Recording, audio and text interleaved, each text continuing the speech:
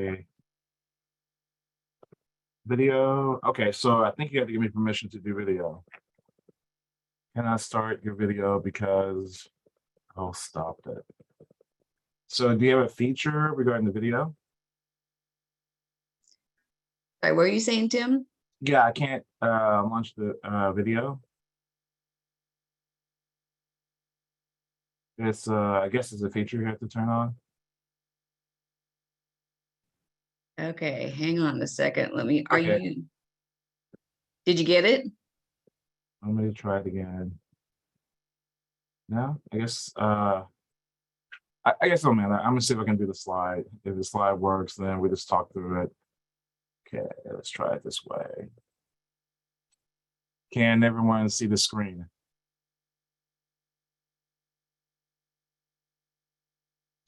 I can see it. Okay, great. Yes, we can. Okay, no problem. Let me get this on presentation mode. This is a little different. Let's do a slide. Okay, so you won't see me, but that's fine. My name is Tim JK, and I've been a SCORE mentor since 5-6 years now. And I've been in the small business segment in regards really for financing for the last about 35 years in government contracting. This course is mainly just going to talk about really the basics on how to get started into government contracting, kind of on a basic level.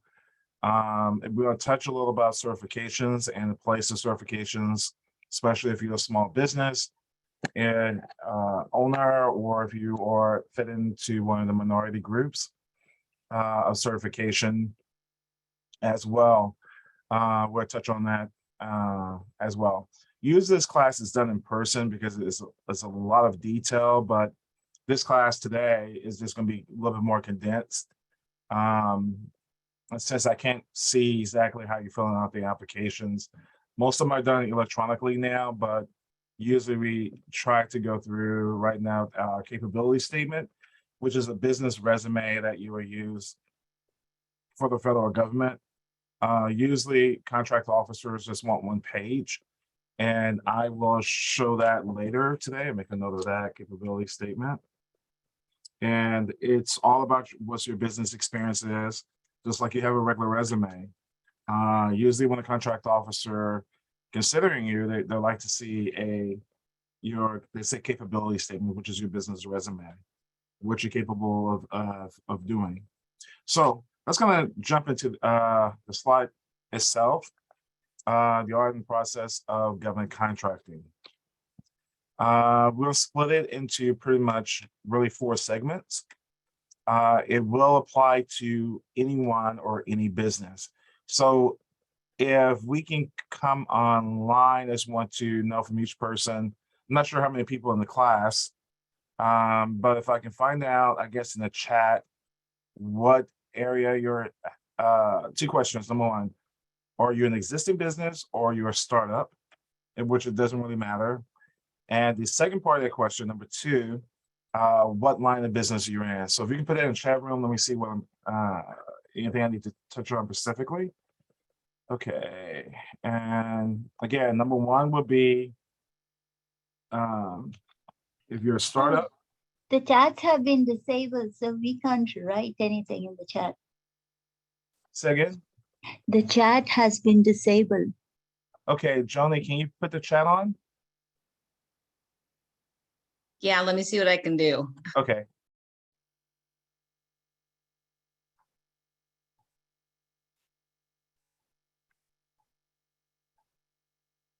But in the meantime, let's say startup or existing. Yeah, it's enabled now. Thank you. Okay, and the second question of that, what industry or line of business you're in? Okay.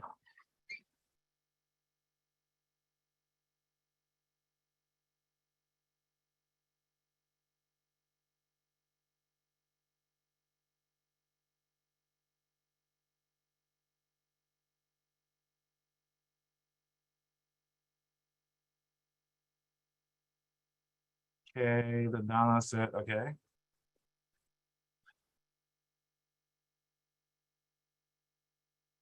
Okay, printing, good. CPA. Dairy farm business, good. Travel, good. Catering, good. Freight broker.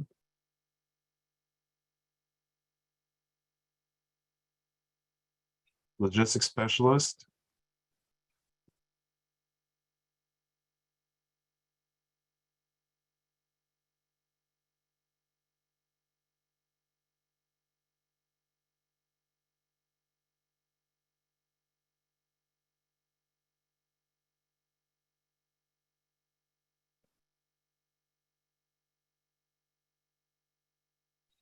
Specifically, what in logistics?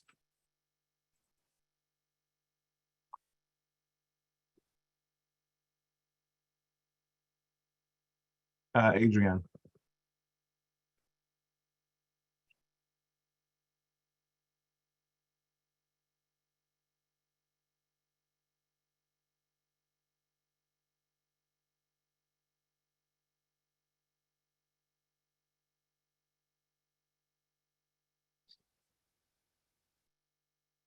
Okay. I'm gonna touch on those two because we see two people that has that. Anyone else?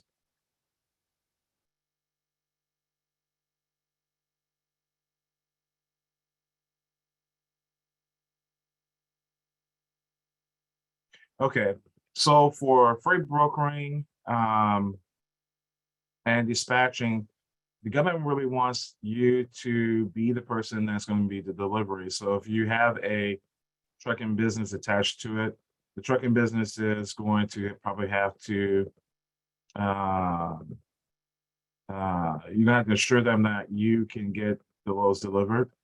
So you really want to be the end user, not the broker in applying for that because there's no certainty that you can get the job done.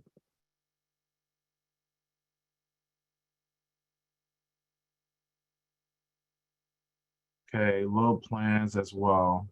Okay.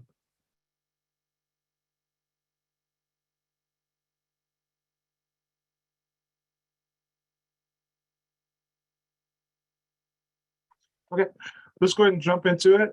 I don't think I see any others. Okay,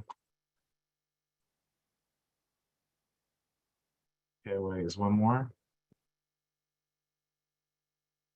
Other operators is fine because you're the end user. You're in the product or service. Okay, it's the U.S. policy, government of the U.S. Business Act, that they will allocate 23% of all federal contracts to small business. Policy of the United, like, and they're giving opportunities that to small business to help small business in their economy. So, 23% of all government contracts is already allocated for small business. Now, small businesses can have up is set by an industry standard by the SBA agency. And what they do is calculate all the information from the IRS and they put certain industries in certain codes. And they say, okay, this is classified as a small business.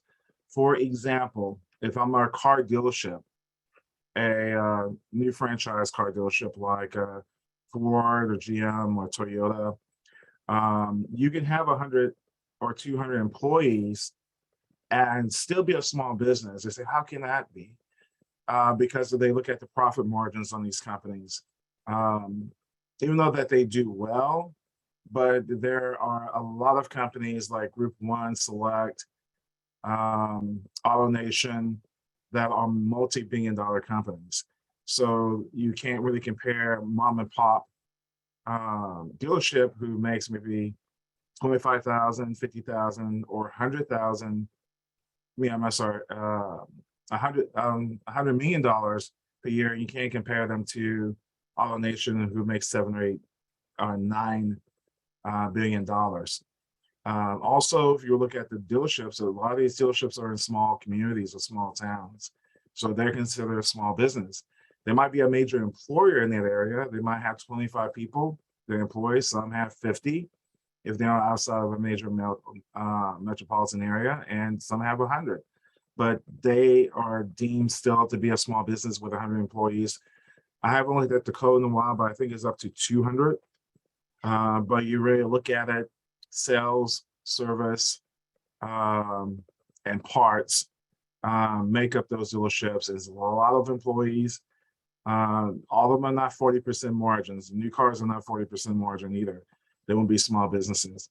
So they usually have 10% margins or 15% margins on some things. So that's why they deem as a small dealership. Mom and pop, plumbing, electrical, flooring company, you know, you might make $2 or $3 million a year. You might make $20 million a year. But it's the size standards on revenue or the size of the business, because they look at what the margins averages for those particular businesses. And the IRS knows what those margins are, because when you file your tax returns, you're showing your cost of goods and services. So government say, hey, 23% of that we would just allocate to do our best in trying to give to small businesses.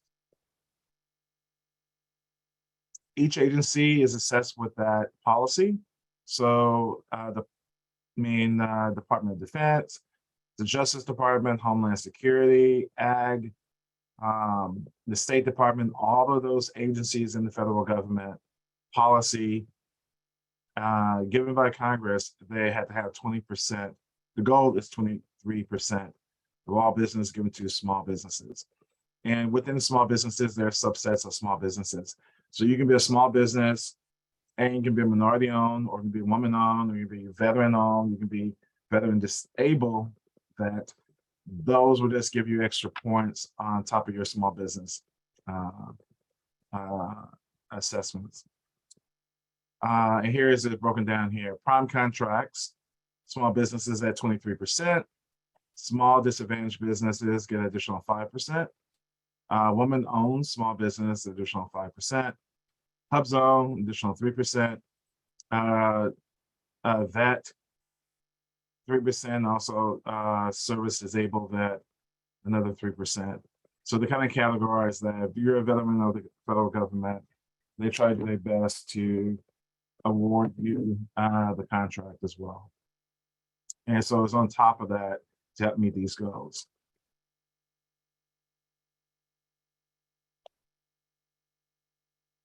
Okay, which government agencies buy and sell products? They all do. Some unusual things that they buy is some unproven markets. If you remember in this area, probably 10 years ago, we had the Ebola breakout.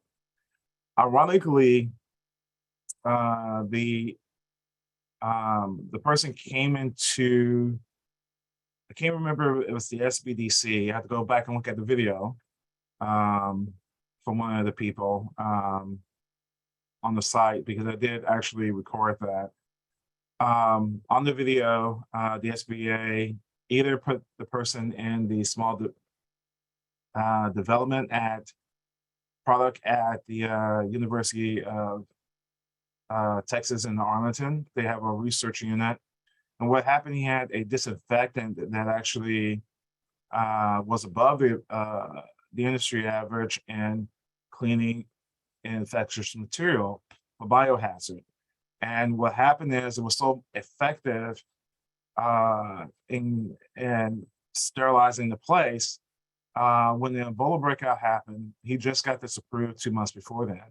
So if you recall, the person who handled that apartment complex when the guy came over from overseas, they selected him because he had a higher percentage of thorougly in cleaning that particular biohazard, and they pulled him in to clean everything in the person's apartment, car, or any place that those infected people was involved in, even the hospitals.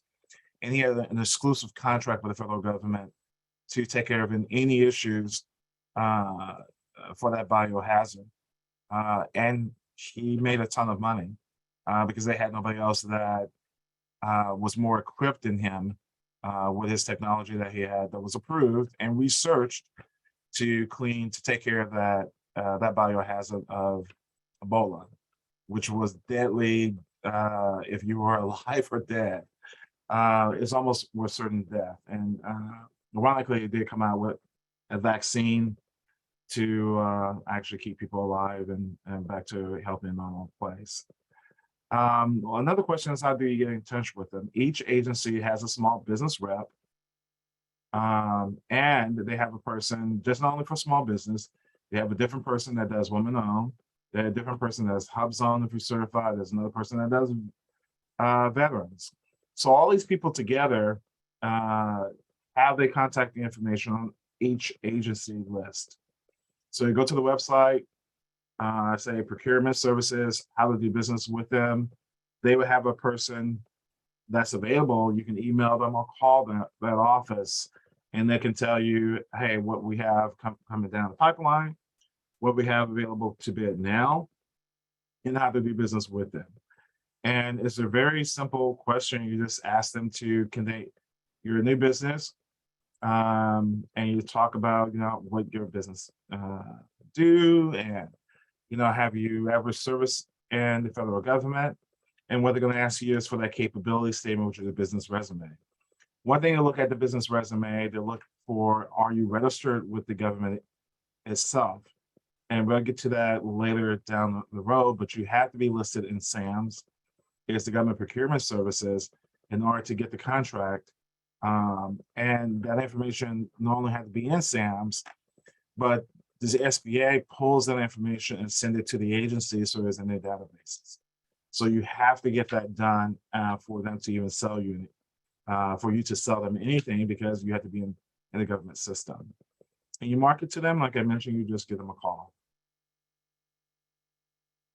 This is some of the answers I will do in the live workshop regarding information technology. I mean, pretty much they buy everything, but also in particular, the Navy and the Coast Guard and the Army has another procurement vehicle that you can tie into as well, that they shortcut the system, that they don't have to go through the main system, FedBizOps, or the new SAMS version of it. They have another one that they like to get things done a little quicker. And so they have two procurement programs that you can actually bid on. The things they want to fill right away, they actually will put through that they know they can get filled. They put they have their own system procurement. And the reason of this, the Navy have to do things a little bit faster. If they're in active training or an active war, they have to streamline that process. And when they streamline that process, they need things like now, not to get things and go through all this vetting process. They're vetted, but basically you need to go the process to go up quicker. The next one is each agency have their own forecasts, procurement and contracting opportunities, and they have a subcontracting directory. So pretty much they every year at the beginning of fiscal year, actually now, when they do their budgets are saying what they're going to be needing for the upcoming year, and with that they'll list all the items that they need, things that they're contemplating that they need for the next fiscal year. The fiscal year starts October 1 to September 30th, and that budget has to be spent in that year. It goes back to what's not spent goes to zero. They lose it. So you're use it or use it mentality with the federal agency. So those money would disappear. So the last couple of months of the year, like now, it's a fire sale. They try to get rid of things to spend down their budgets for beginning really in July. So August and September, what they didn't get to complete, they try to spend the rest of their money. If they don't spend the money, then they can subject to get cut in October or November. The agency budget will get cut because they didn't use the money. Doesn't mean you didn't need it. So why I have to give you $1 billion and you didn't use $1 billion, you're going to use 900. So it look like you can survive off of 900. million versus 1 billion. So that's the mentality of it, and they will spend every last dollar. Okay, this, how do I get in contact with them? We already talked about that. How to identify the products. You can actually click this and we can go to a website, and I mean, they pretty much buy everything. You know, if you have a weird product that you make, then you're gonna have to go through the protocols of making sure it's safe, hasn't been tested, hasn't been certified by an independent agency, in order for you to even introduce to the federal government. The Ebola guy who did the detox hazard, he had to get his certified through a series of independent agencies, also tested with the federal government, and I had to do a lot of jump through a lot of hoops to say that, hey, it is standard, but it's above standard. There's nothing going to be 100%, but it was 99%. And he proved that, and he had the industry behind him, and also the SBA actually gave him grants to do that at the research unit. FedBidOps is now SAMS. They put everything in one system, but it's really, really difficult to find opportunities. You really gonna have to dig this time around. FedBidOps has been around for about 30 years, and it was easier to navigate and find things than versus SAMS it is today. Because they were trying to put everything in one system versus have all these systems in place. So with taking that, there's some things, some procurement software, we're going to go through it later, that kind of narrow things down so you can find exactly what you need, and what you actually want to sell to them. So we'll get to that later. Tim, Yes. Tim, before you get too far in, there is a question, and they would like to know, can you send the link related to procurement services and agencies list They're in the slide that we get. It's in the hyper- slide? Yeah. Okay. All these are thank you. hyperlinks. So if you can see this little hand here, so you just click that and it'll go to hyperlinks. Okay, thank you. Okay. FedBid is a reverse bid. So one person will bid $100 for the product. You're competing, so the prices is going down, so your margins are going down with it. So with that, one person might say, I can sell to you for $100.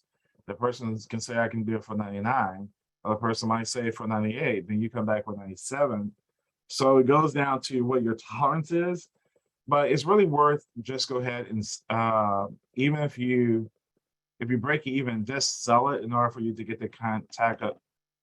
You're also have the person's contact information, and with that, you can actually market to that person directly. So you at least have, if you do win a bid, you might not make any money off of it, but at least you have a contact and you can build a relationship with that particular person, and they can give you anything what in their wheelhouse they want to offer to them. So also in the contracting space, to give you additional help, besides SCORE, you also have the procurement technical centers that's throughout the United States. Also here, the PTAC office is on the campus of UTA on Border Street. They actually specialize in giving you all the information you need for how to market to the Department of Defense.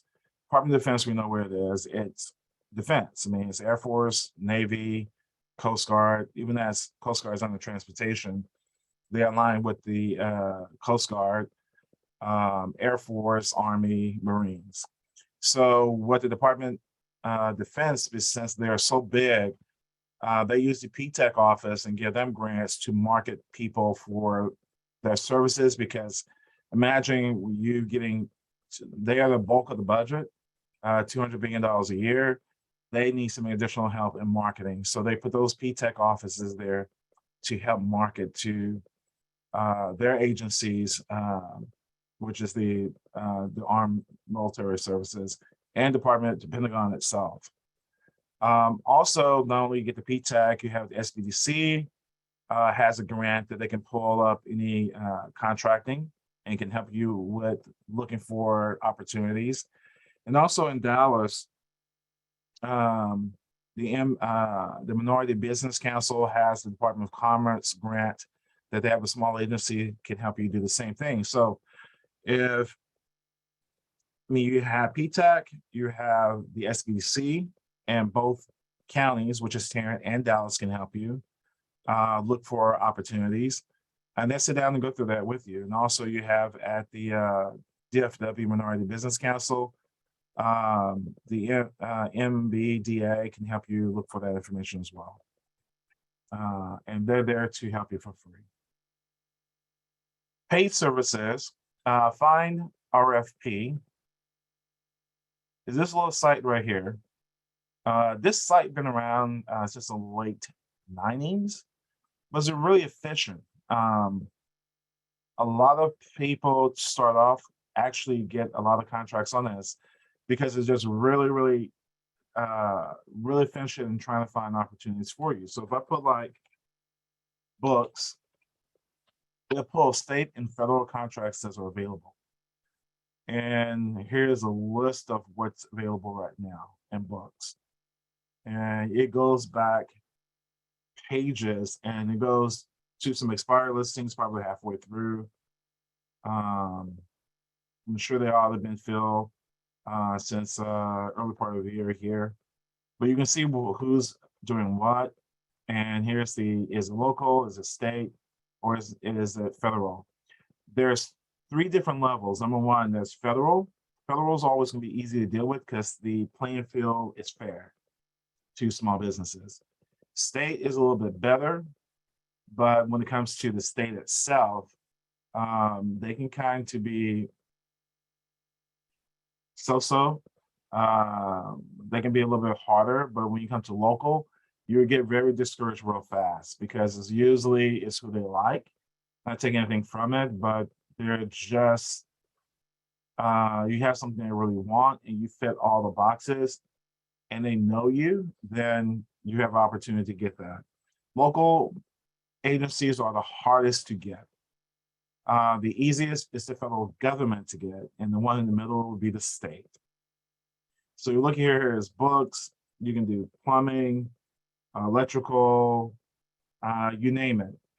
They have medical supplies, housing, relocation services, all of that. You can just type in here and this will tell you who's doing what, and it's kind of streamlined than versus what's now is on SAMS. You can find things historically, has that agency done it before, and you can find out, what those things that they actually sell. And taking that Find RFP, there is a trial service for regional for 4 states for $19 a month.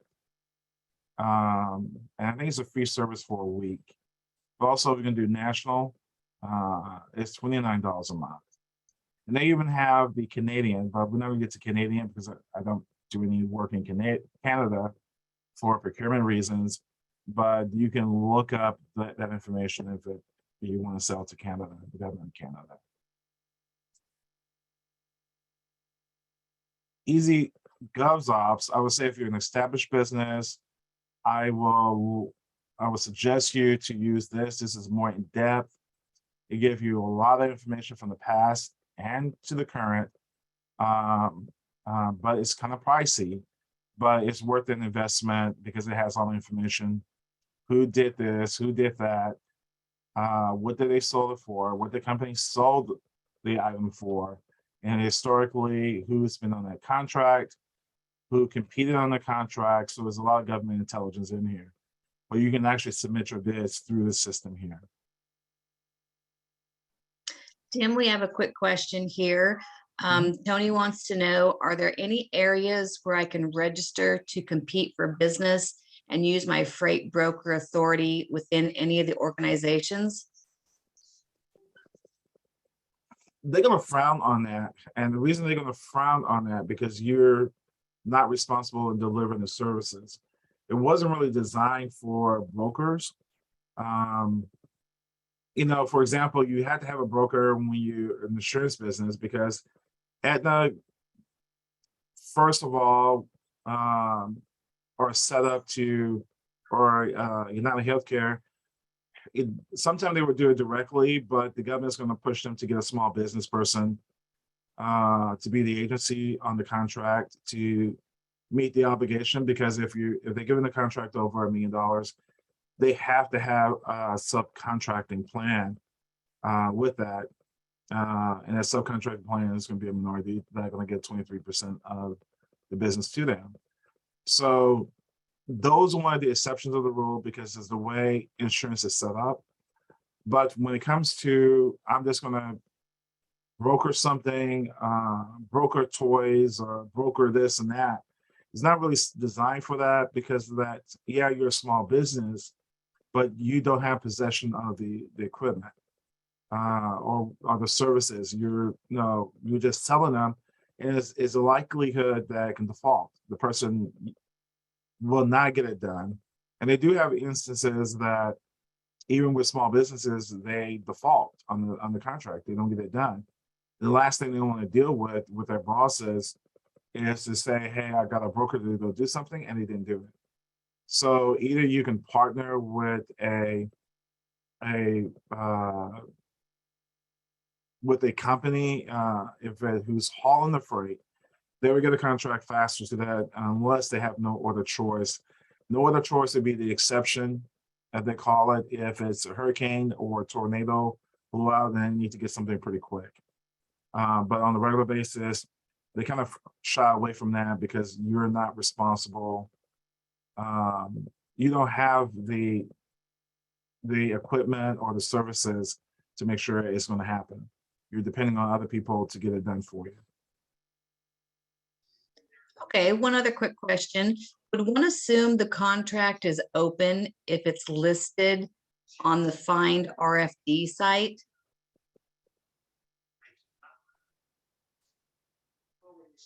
It is open. There should be a close date there, and with the close date,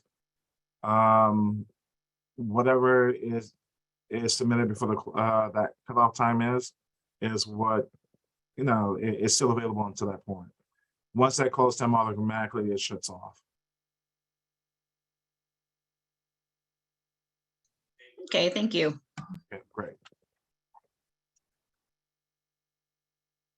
And when they say that the bid is due at whatever time it is, they mean it. It's time stamped. So 1 minute or 1 second after that moment is too late. And pretty much with the computers, they kind of don't have as much issues like they've had in the past that one might be running 1 second behind or something. They pretty much are in sync, but it's not in your best interest to have something to go that late. So I will always suggest that you submit it no later than within an hour because their system can go down. Their system can go down, they can extend it on the spot for another hour. And you still might have a hard time. And then if they have enough bids, they just cut it off. So the other one is Smart Procure. Smart Procure is kind of a little pricey, but if you're in business, pretty much it's okay. And Smart Procure actually take all the purchase orders from all the government agencies in the country, state, local, and federal, and they actually give you a copy of the purchase order. It's an electronic copy of what actually they bought. So if you're doing a copier or toner, it shows you exactly the purchase order that was sent, that was submitted to the government for payment. So you can see what the margins are. And it's a special, if you've been established and if you've been selling to the government for 6 months or a year, I would suggest to get it. Especially this helps when it comes to office supplies, because also the contact person is on there. And for example, if you're doing office supplies, they really don't care. You can call the person, they're always gonna need office supplies, they're always gonna need this and that. But once the bid come on the circuit, they can't talk to you but this is historical information from the past. So if something just closed and they're awarded, you can talk to them because it's not an active bid process. So all this is just a copy of the purchase order with the contact information, name, email, and address of that person who actually bought the services. And I already talked about Fed bid, that's just a reverse bid. Okay. There is a government procurement conference. They just had it, I think, a month ago. It's usually in every April. Government.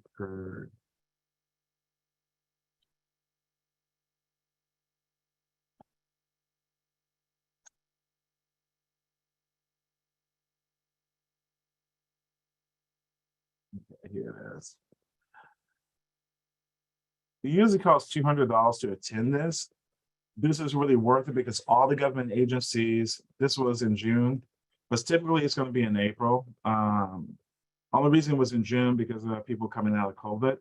So they pushed it to June because we had reinfections at the beginning of the year and it wasn't sure what's going to happen. But all the agencies of the federal government comes to one place in DC. It's a one-day event downtown at the convention center in Washington, DC. All the agencies are there. If you want to talk to any agency buyer, they're there. If you want to do a spot bid on something, or you want to sit down with someone in more in depth about their agency, you can sit there and make an appointment with them ahead of time, and you get like 10 minutes to talk about your company. What's so good about this, you're actually talking to the agency buyers, even though they have an active procurement, which if you call them, they can't talk to you. But if you're at this conference, they can talk to you about the bid. So this is kind of one of the exceptions. The government puts this on, they contract this company.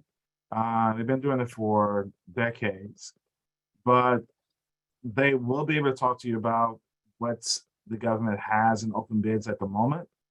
And you might be with the exact person who has that procurement, but you're dealing with the manager who has the procurement, who's over that.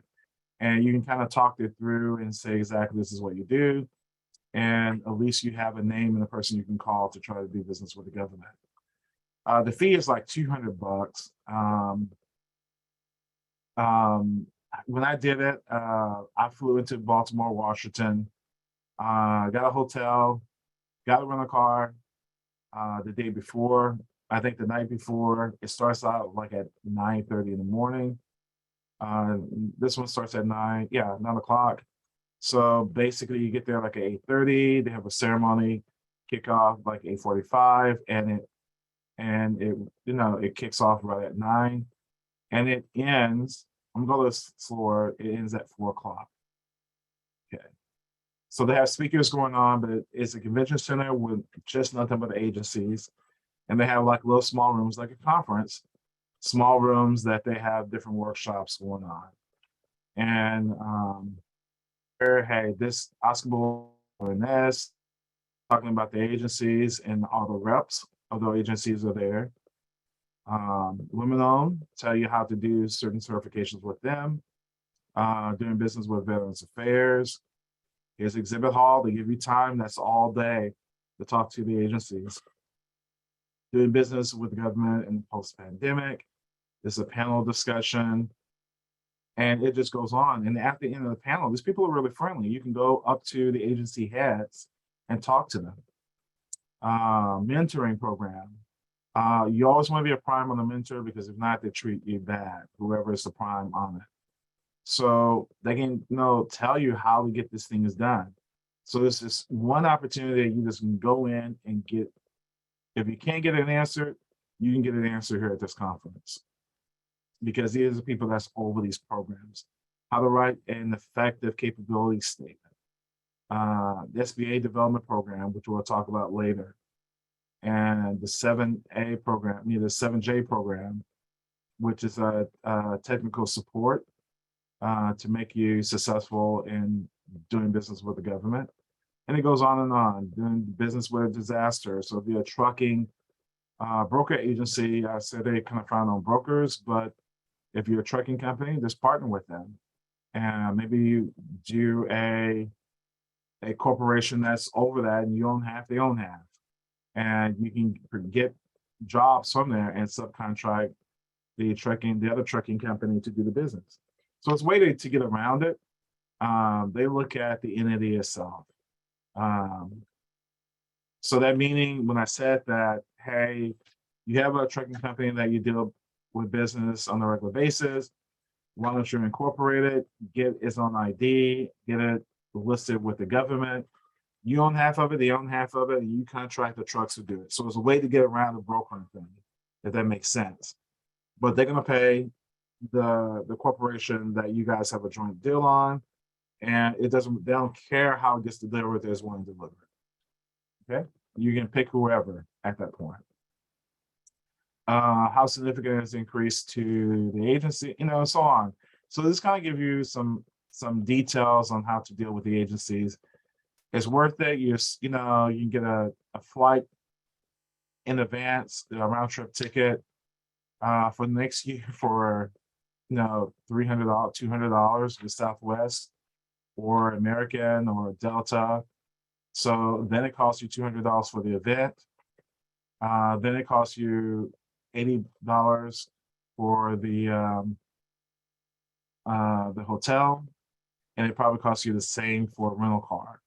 So you really look at it, you can actually do this whole thing in advance for $500 and talk to every agency within the federal government and get your questions answered and have the business cards of the person who's going to make your job a lot easier. So there's help out there. You just have to make the trip to Washington, D.C. To get it done.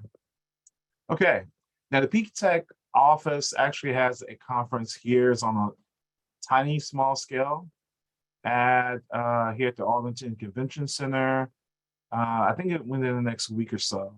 So we call Gregory at the Peak Tech office, government technical procurement offices.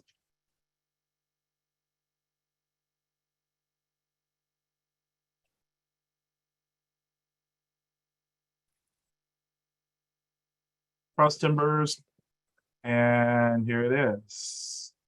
It's actually the day after my birthday, August 10th. So it's here.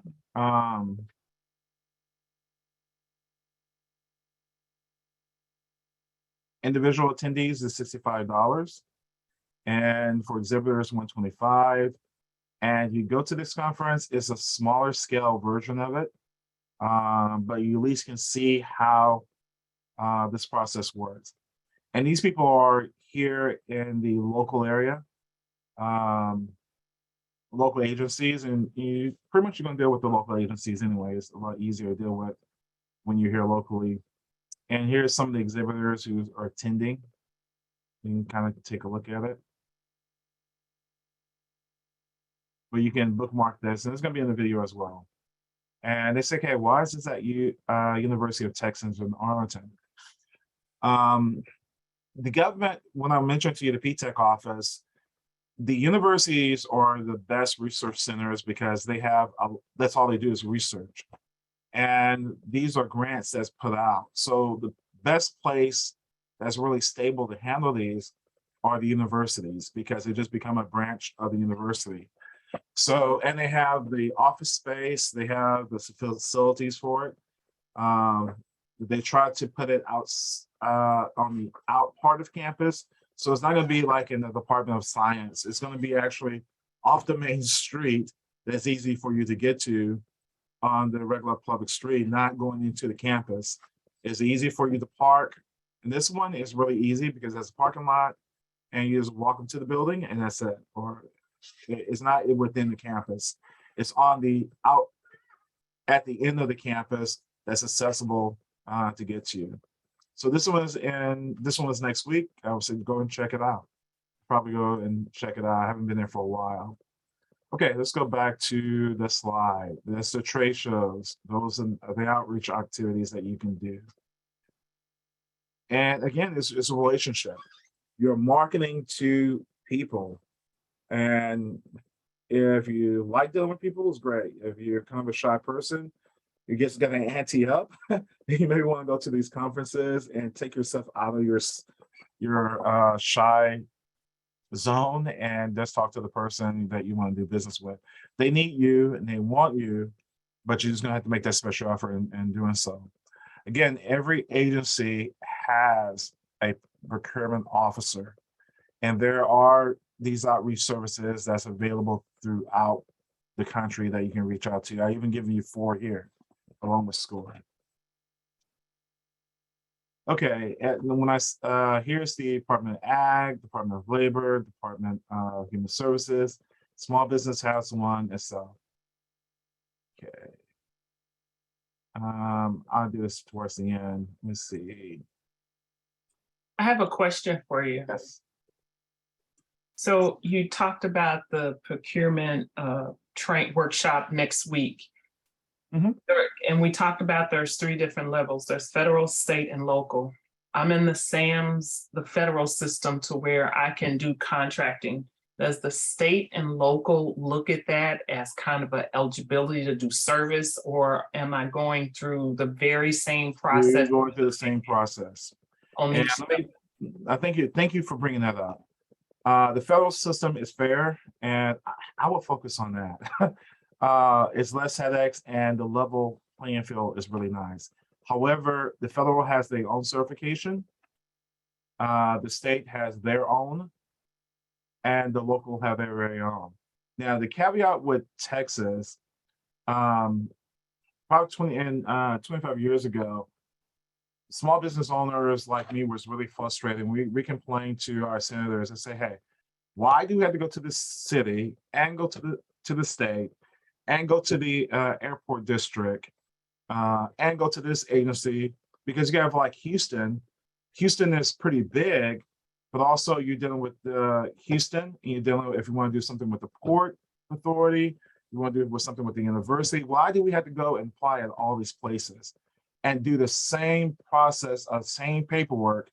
And today is a lot easier, but during that time you can't do things electronically. You actually have to take a book, a paper. It took you a whole ream, and you had to go and deliver this to that agency and make sure you have someone sign off on that they received it. Then it took 45 days for them to get back to you to tell you what's missing. So the senators said, okay, we need to consolidate things to make more things efficient. So they set up the hub system, which is the Texas hub. And the Texas hub said, okay, if you certify with us, you're good to go at any state of Texas agency and the universities. So most of these are funded by the universities. So they say, okay, we will do it that particular way. And then that would take a stressor off a lot of local stuff. And what they did a step farther with is when the National Minority Conference, Small Minority Supplier agency that does a lot of deals with the Exxon and so forth. What they did is went to the city and to the state and say, hey, if someone gets certified through us, can it be certified not only for Exxon and all these other commercial places? Could that go also to the state? Could that also go to certification with the city? And that took care of a blanket of issues that we complained about in the early 90s and late 80s, that we have to do all these certifications for each agency. Now, like here, it's been terrible. Like in Dallas, Royce West was pretty good about it. He said, Farmers Branch have their own, Arlington has their own, Irvin has their own. It has to be something a little bit easier than this. And what happened is the agency made it a little bit easier. They can just go to one place and get those certifications done. Now, let me back up for a second. Even though that you get it for the minority council, that only would give you those locals in this particular area and to the state and the universities. So you can apply for free with the state or apply through this agency and pay $200 for. Now, the hybrid, which is a little different, is Department of Transportation. Remember, a lot of the transportation dollars are a grant given to the state every single year. This covers the roads and this covers the airports. Because half of those fundings are federal, those are a little bit differently. You have to apply to a certain agency to cover the airport because there's a joint venture from the airport and a joint venture from the federal government. So if you were going to apply here, I will apply federally first. I'll apply with the Minority Council here, the DFW Minority Council. DFW Minority Supplier. DFW. Okay.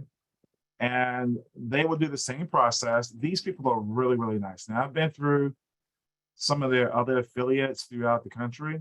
It's the National Supplier Development Council right here. They oversee all these little branches. Dallas is the easiest to deal with and the nicest people you can deal with. I dealt with Houston, and I mean, I'm from Houston, but if I knew I can go to Dallas, I would just even use my mother-in-law address when I was living in Houston and to go through these people. So they're really, really nice. They want to get you certified.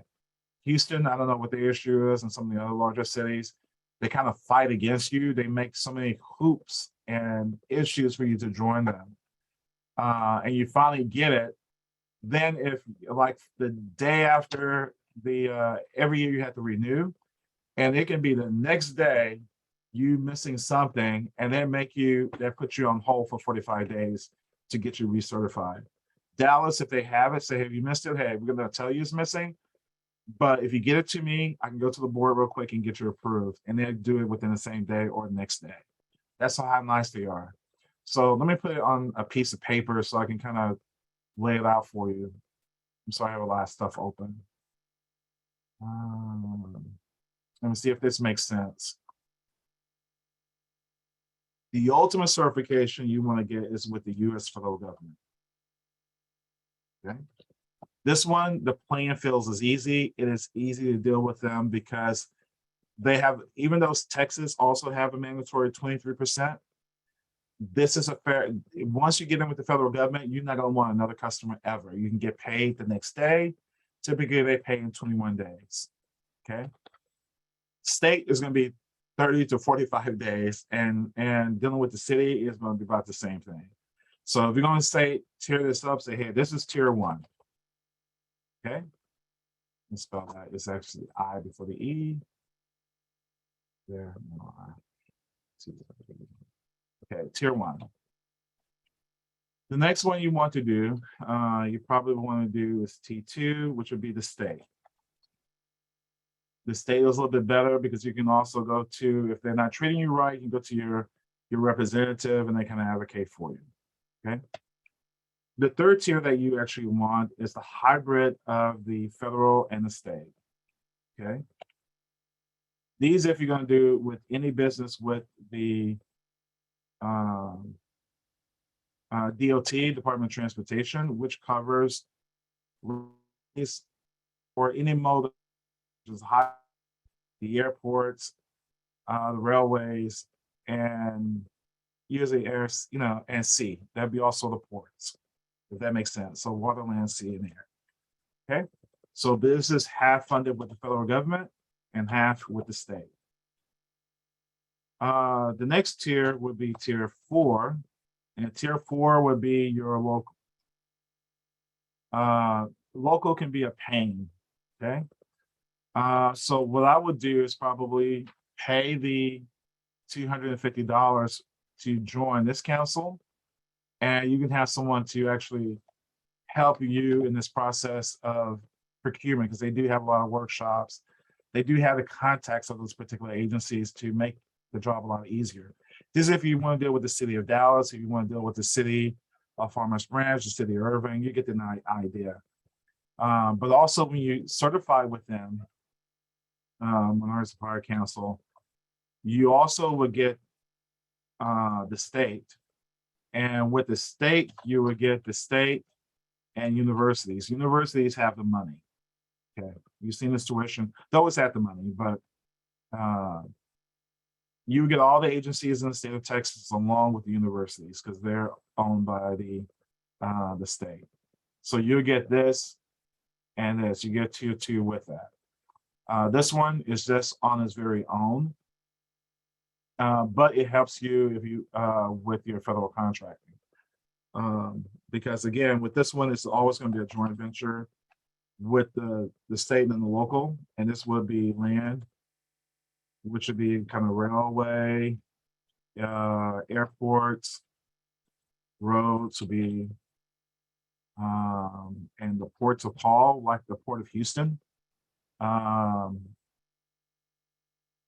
because it is funded partially by the Department of Transportation for the government and for the state. Make sense?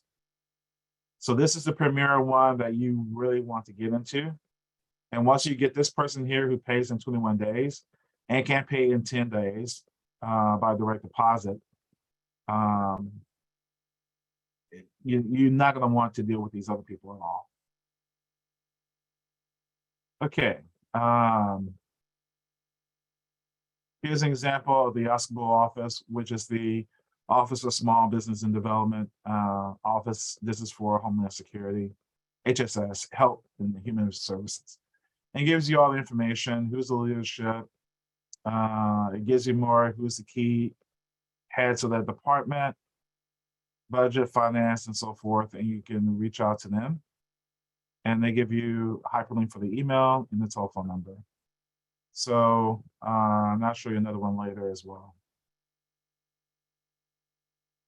VA, the VA is a bit different. If you're a veteran, just deal with it. You can easily deal with the VA because they like their own. Again, you know, the military is a fraternity, so they like to take their own people. But it's too many agencies to deal with. You don't have to deal with them unless you have something specifically in dealing with medicine that is going to help a vet. Or medical supplies or medical services. Office supplies, everybody buys. So yeah, if that's the case, you might want to deal with the vet, but they want to deal with the vet first. Okay, how to market with them. We already talked about a couple of scenarios. I don't like mentor and protege agreements unless you are you are the prime contractor, because they don't give you. They're not fair to you. Okay, they give you all the stuff they don't want. Like, you know, Boeing, they'll give you the stuff they don't want to give you. Or things that gives them headaches. And they give you the contract. Hey, we're gonna put you on this. Because they have to do that. Unless you have something you really want. I need to update this. I can find the other slide, but I have a slide I did last year. And I was teaching this at the university. So it can't give you a dollar that, I mean, it's higher today, but Department of Defense, kind of give an idea, is the bulk of the budget. This is all the defenses of the United States and the Pentagon. Department of Energy, Department of Human Services. These are their budgets. And with these particular budgets, 23% of that has to be small businesses. Here's the percentage how it played out in that year. Ag, 52%. And they say, well, why ag is so high? Well, you know, ag is mostly small businesses in small towns dealing with milk producers, dealing with farms. Those are small business owners. So no large conglomerates controlling our food supply. It's usually mom and pop farmers who've been farming for centuries. State Department, Commerce, Veteran Affairs, and so forth. Here are the percentages that was met. Some of them are doing pretty good with it, some aren't. Now they can exceed the 23%, is the minimum they have to have is 23%. And a lot of agencies struggle to get that number. Here, if you want to look at how much each agency spends, you can put in here and you go from agency to agency. And all these agencies in every city, pretty much, in this Metroplex, everything here. It may be NASA, it don't need to be here, but I wouldn't be surprised if they don't have one in here. But here's what their budget is, and you can go and see what they spend. All this information is here about the agency. So that's available as well. The performance. This is last year's, this is 2020 link. So they scorecard, you can see how the agency has done overall. The SBA is responsible for collecting all this information. So in 2020, the goal was 23%. As small businesses got 20 on the average of procurement, 26.5%. And it's probably because of the pandemic as well. Woman-owned, 5%, 10% disadvantage. Disadvantage could be economic disadvantage or as a minority disadvantage. Now, if you grew up in a small town, you're Anglo male, that's fine, you're still disadvantaged. And if you're still there, you're disadvantaged. Hub zones or enterprise zones like inner city neighborhoods or poor areas that you can hire people from that particular area. But you have to have a third of your employees hired in those zones anywhere in the country in order to qualify for hub zone certification. Subcontracting, and here's all the other numbers from those agencies that say, hey, here's what they've done in compliance, training, blah, blah, blah. Pretty much just a scorecard of what's going on. And you can kind of take a look at that in the link as well.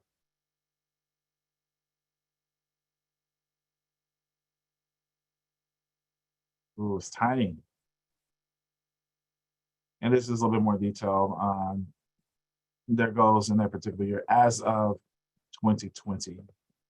What's going on? Here's what their numbers are so far from pound contracts. You can see here 30%, but the bulk of them are some are 40%. But hey, look this is 15%. This is 12%. These agencies really have to step up. If not, they're going to be called on the carpet to Congress. Why they're not meeting those goals. Here is agency forecast. This means what we're forecasting next year, what we're going to do, what we're going to buy. And some of this is influenced with by getting a poll from small business owners, hey, what you're going to supply. And you can go and search the information here, and it'll give you a whole list of things they plan to buy for the year. And that information is available. Okay, sample. Again, Department of Justice is telling you within this area, this is what all they cover. Department of Alcohol, prisons, drug enforcement, FBI, federal prison industries, Justice Management Services was parole and probation, Inspector General, Office of Justice Program, United States Marshals. I'm going to get to that. Here's what I talked about, how to get additional help. There is both counties have a SCORE person that can help you. You have the PTech office here, you can locate. If you're out of the area, you can go here and just look and see if they have it in your city. Or if not, you can go, maybe make an appointment with them over the phone and go through those services as well. They moved the Oscarville office. Right now, they don't have that. They just gave them to all the agencies now. So that's why it's not linked anymore. They just took the agency itself, used to be under one roof, and put them on the campuses of each agency. SCORE and the SBA, the Small Business Development Center. In Dallas and Houston, we have one. So you have a choice of one or the other. You don't have to live in Dallas or live in Tarrant County. You can go to either or. And they have that same information that's available to you as well. The one that's not listed here is the Small Business Development Council, DFW Council I mentioned earlier. They have a Department of Commerce place that you could go and utilize them. So I need to add them. I need to update the slide. It's been a while since I've done it. So there'll probably be another person that you can reach out to. That's free. What is a prime and what is a subprime? Okay. Any other questions up to this point? I do. I have a question. You talked about the organization that's really helpful in the certifications. Once you've submitted all of your paperwork, what's the timeline? If you could give some insight on that. Okay, typically it's 90 days from a complete application. So SCORE can help you with that, which would be me for this particular office on the certification. They all ask for the same thing. So once you do it for one, copy it, have it available for the others as well. And if you're gonna do for one, they ask for exactly the same thing. Maybe one document difference between one or the other.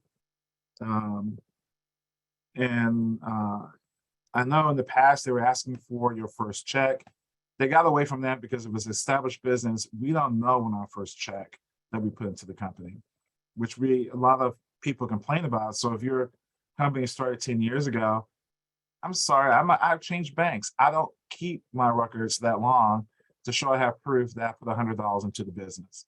And some of them want to see that. So they backed off and they said, okay, the signature card will do. To answer your question is that on the certification, I know we do that. Some of the agencies, I'm not really sure if the Small Business Development Office does it or not.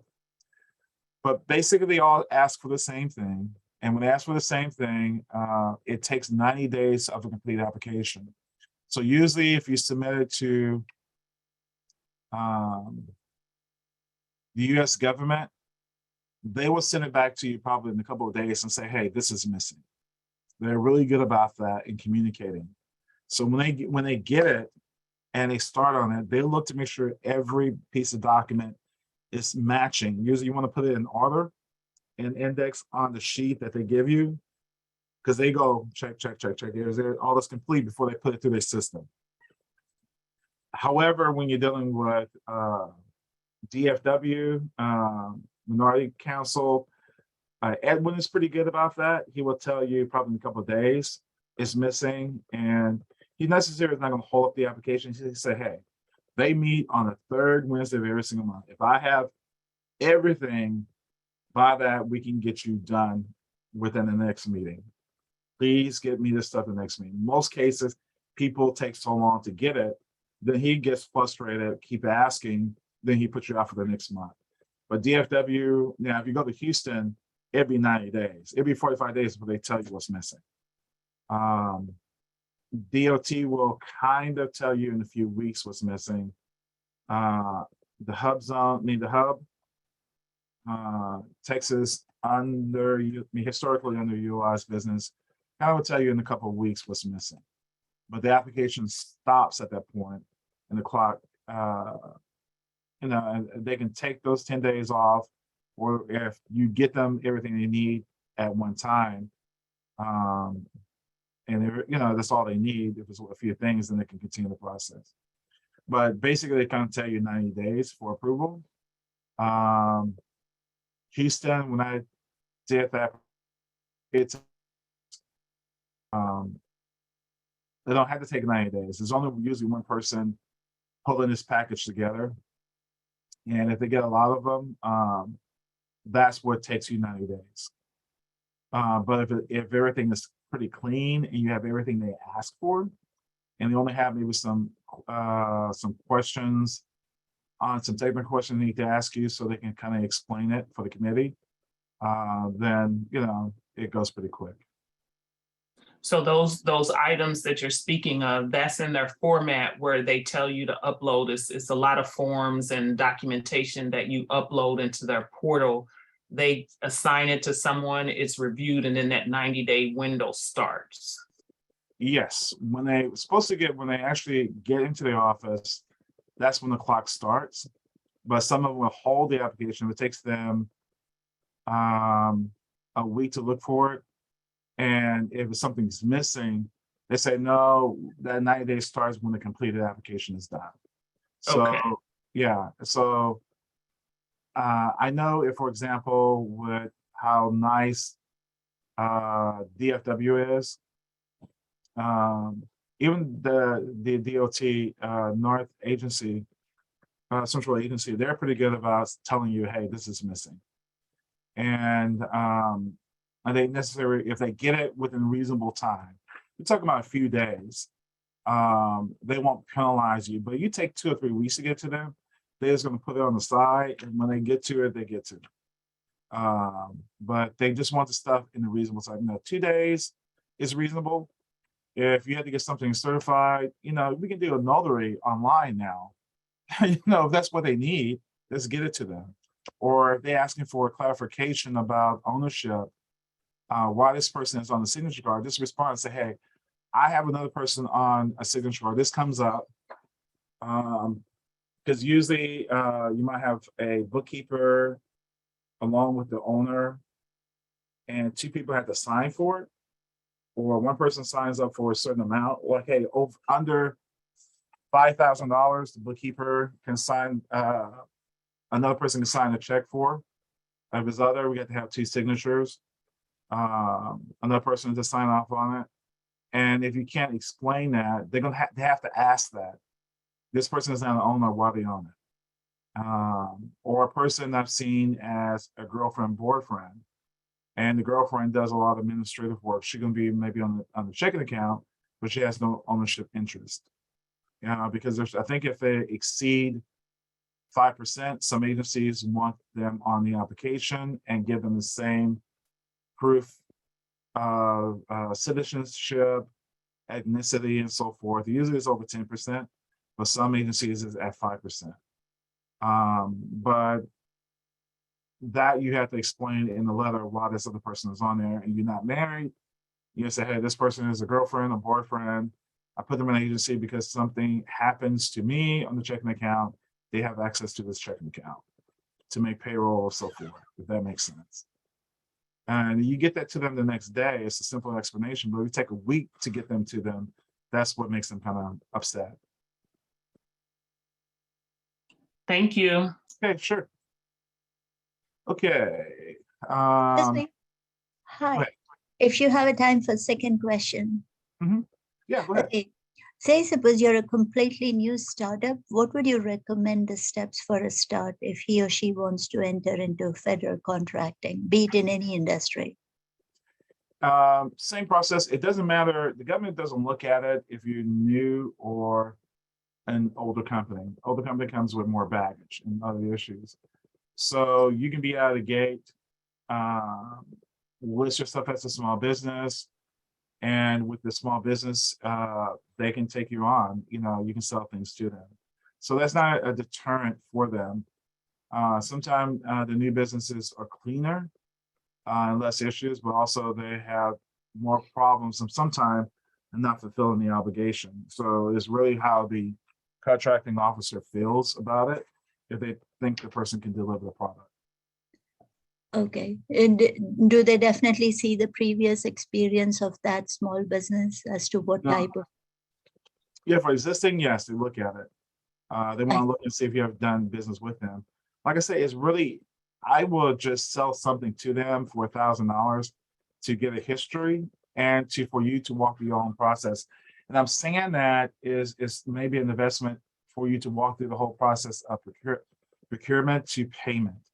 Now, some problems happen. I remember a contract probably 15 years ago, and we didn't get paid for 60 days because one of my people were doing the invoice wrong. But they paid me interest, so you can ask for interest. The problem is that in the procurement process, because what happened is once you sell it, the customer receives it. That's mean within that particular agency. For example, an office in that particular agency receives it. They say, yeah, I received it. Everything is good. They tell the procurement officer. The procurement officer releases it and send it for funding. once they get the invoice from you, and you usually send the invoice the same time that you would send the product. So the time will start, regardless if it's in transition or whatever.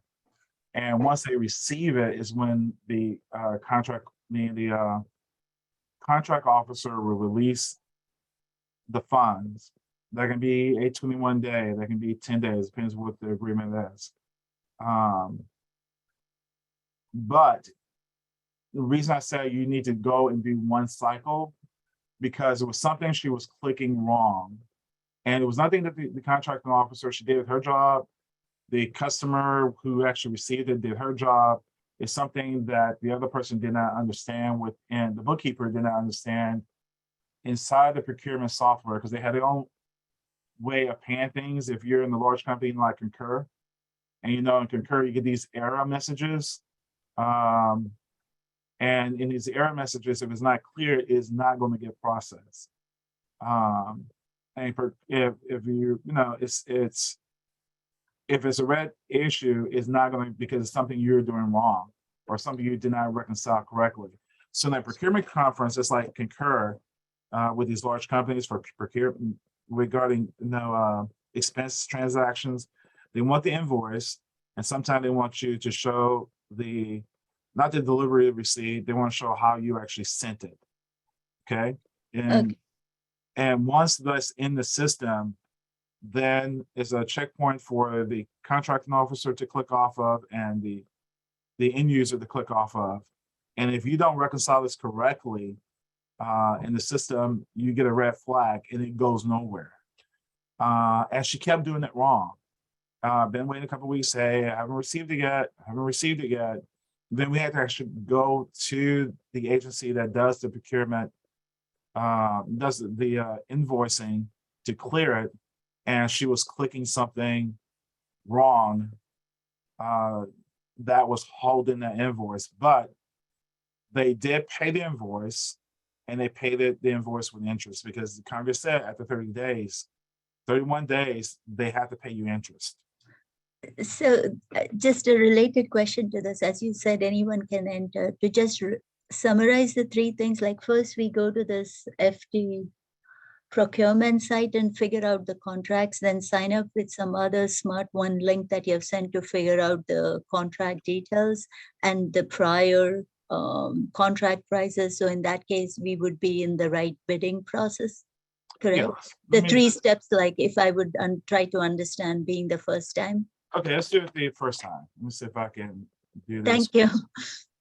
Find RFP. Okay.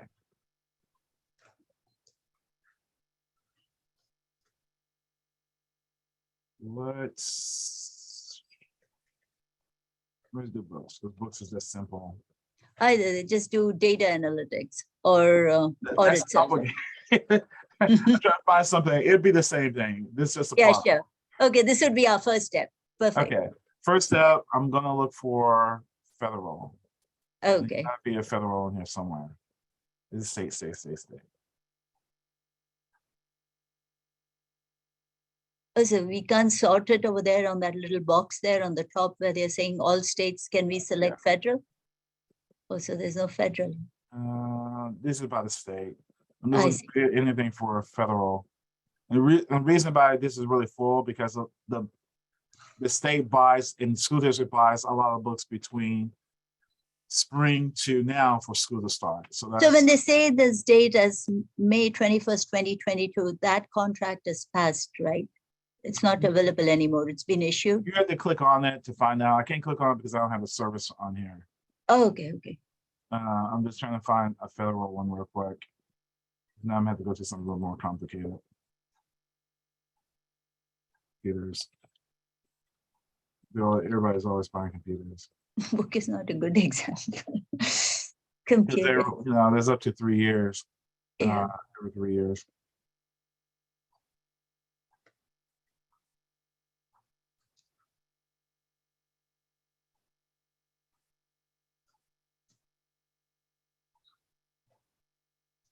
Oh, there was one. Okay, here's Okay. Bishop Federal right here. Okay. Mhm. Need something a little cleaner than that.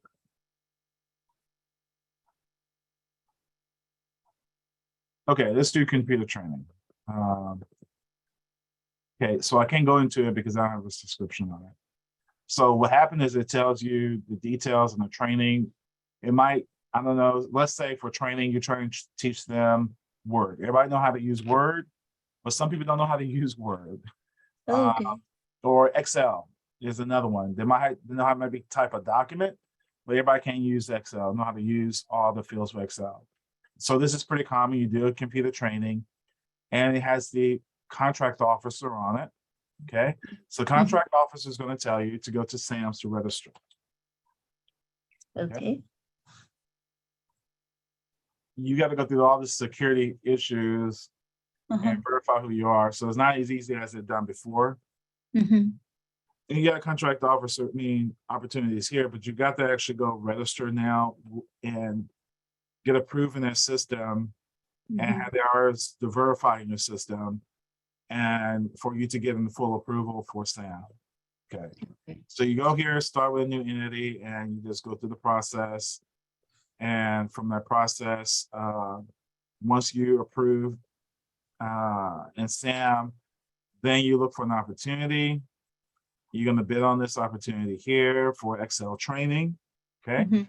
Mhm. They'll tell you who it is, and it tells you how to submit to them. Okay. You submit to them on your training. You're making it reasonable just to get yourself into the procurement process. You want it to sell and do a procurement process so you know how the whole system works beginning to the end. I Okay? see. It's easier to do that than versus doing on your first one. And the reason I say that, because if you run into issues, you can be able to solve that issue ahead of time.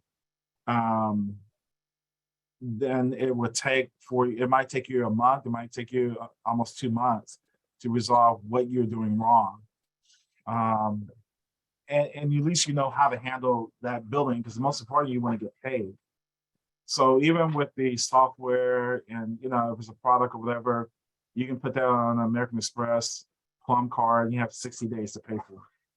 That can buy you a little time while you go through this process. Service is a lot easier because it can just be you handling it yourself. You want to go from the beginning to the end. So I it's just see. mainly you submit it, hopefully you win it. You bid enough just to win this first one.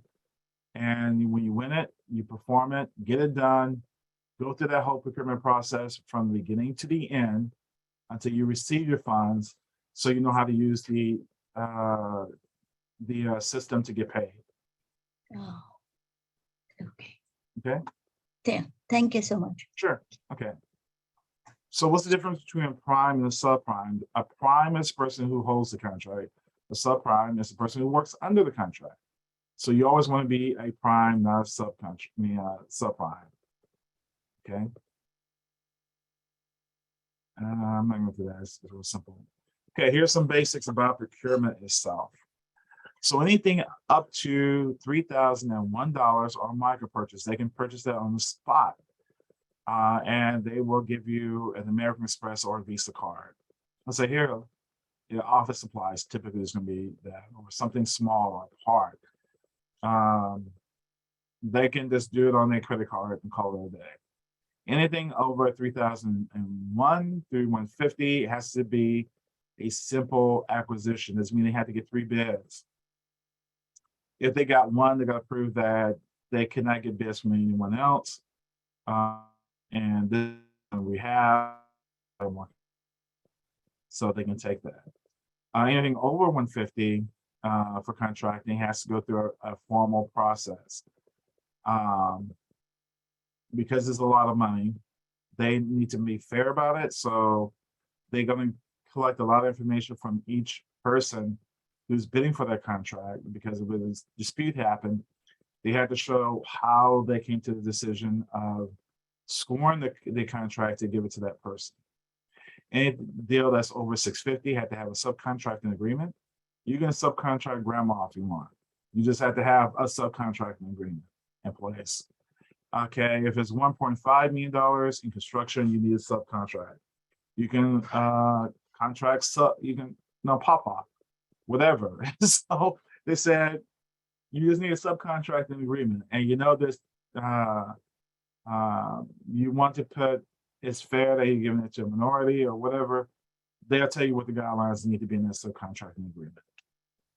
So that's how they pay things out.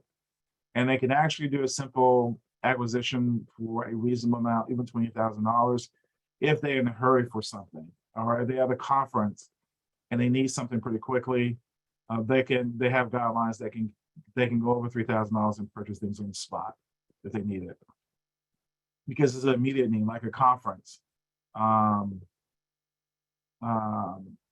They might have a blanket agreement with some agencies or some companies. Like, for example, if you're in a conference, they give you a blanket agreement for $25,000.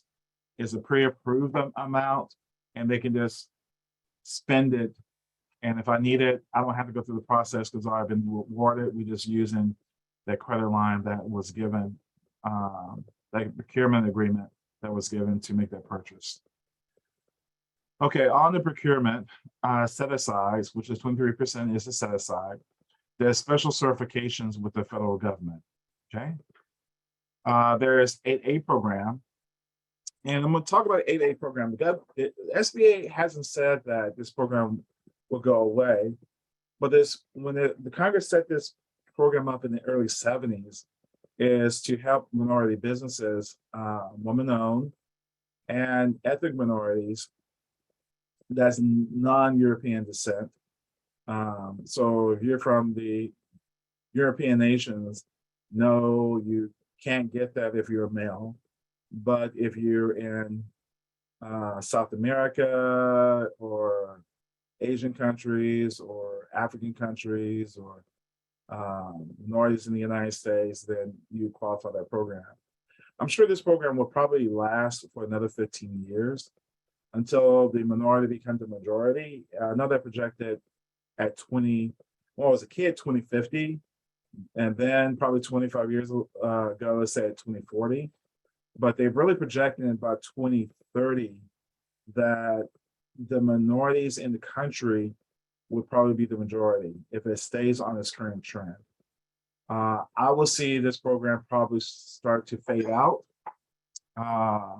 in the future, because now they're the majority. Now, if they will look at the next census, and even if they reach that consensus in 2030, the minorities are the majority in the United States. They probably give this program one more cycle, but it could go away somewhere in 2030s.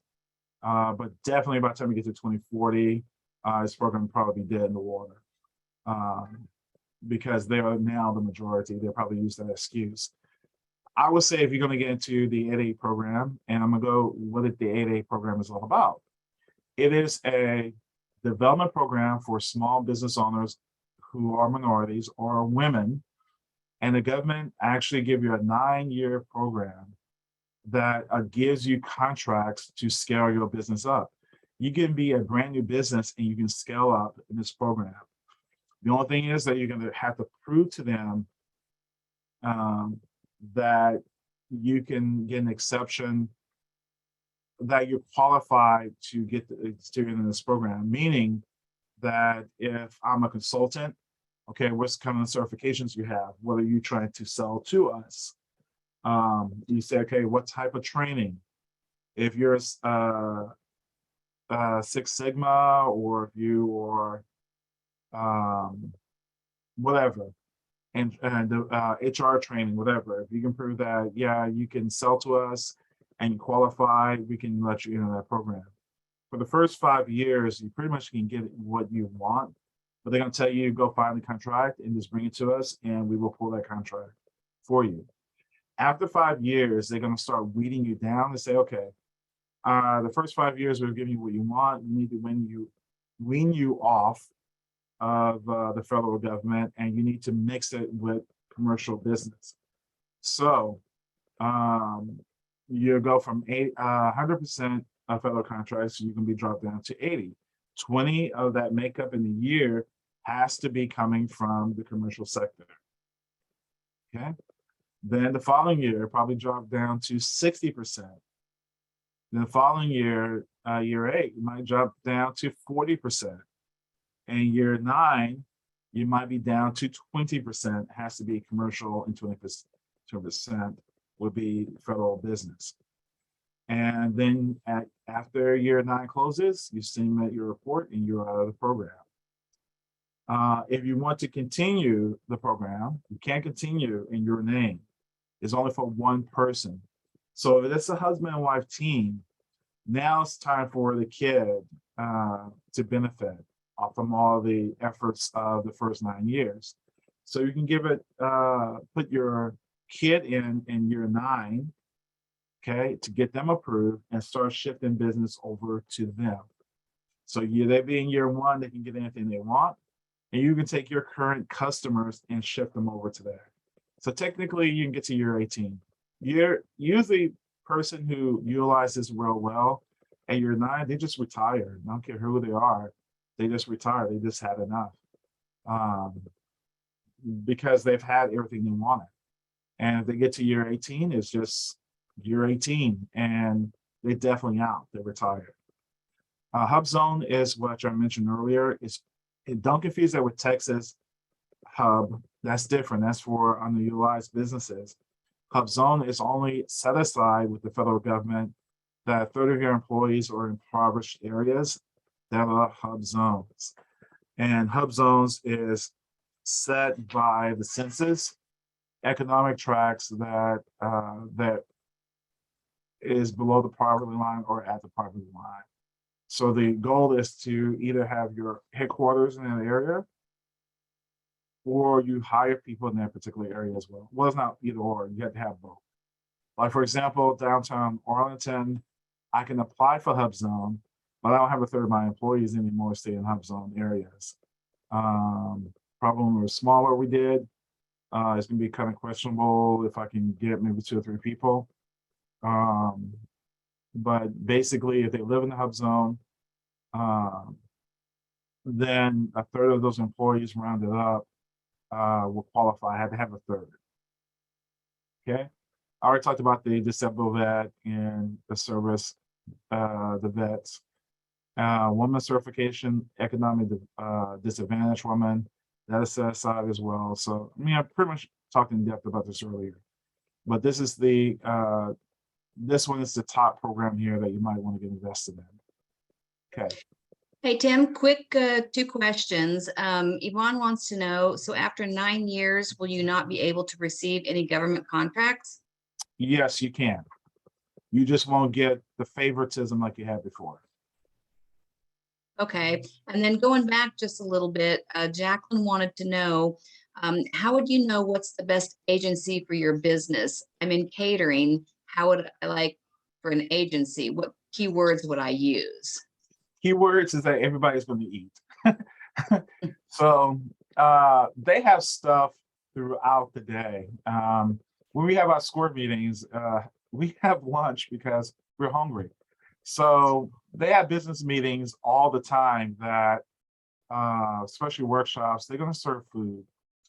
Keep in mind that even with catering for Christmas parties or Christmas things that have at a dealership or organization, people are going to eat. America is pretty good about eating, and you can almost guarantee that you will have plenty of business in the federal government because they eat, and they're not paying for it.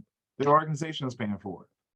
So that's probably the easiest thing, and every agency is going to eat.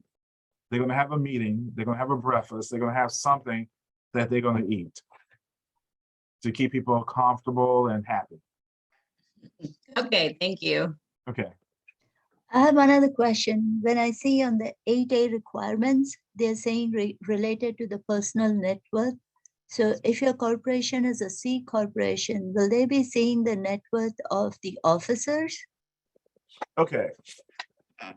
Yeah. So when you talk about the 8A program, same process I mentioned earlier on certification. Mhm. If you're a woman, perfect. But you can be in San Francisco and have a $2 million house. That house is going to be exempt by federal standards. And they can't hold it against you for times like we have right now. That Okay. certain areas of the country, like New York, your family might own this house from the turn of the last century, this townhouse. But the brownstone probably was affordable. Now the brownstone is probably worth 3 or 4 million. Those are exempt because that's where you live. That's your homestead. So they can't hold you hostage to that because, and mainly the argument happened over New York and 25 years ago when New York and San Francisco's, because of the .com, the houses are so inflated that you can't move anywhere else. Where else are you gonna move in New York? To the, to the most impoverished areas? And your family been having this house, so you bought this house 25 years ago, your parents left this house to you. So they're not gonna hold that to you, but you can't have $2 million in your bank account in cash and say that I'm disadvantaged. Okay. If it's $2 million in retirement, yes, because that's exempt. But you can't get $2 million in your checking account and say, I'm disadvantaged at all. And that's what it boils down to. Oh, so retirement funds are exempt from the personal. Retirement, yeah, retirement and homestead are exempt. Okay. And the reason said because of the issues of New York, mainly, or the issues, everybody can't buy $1 million house. Everybody in, San Francisco wasn't like that. San Francisco in the early 90s was affordable. And just when this past 15 years, it's outrageous. You can't get a house there for less than $1 million. And it's going to be like a little small house or a townhouse, row house, whatever you call it. You just can't move in the area. It's just not affordable anymore. It's horrible.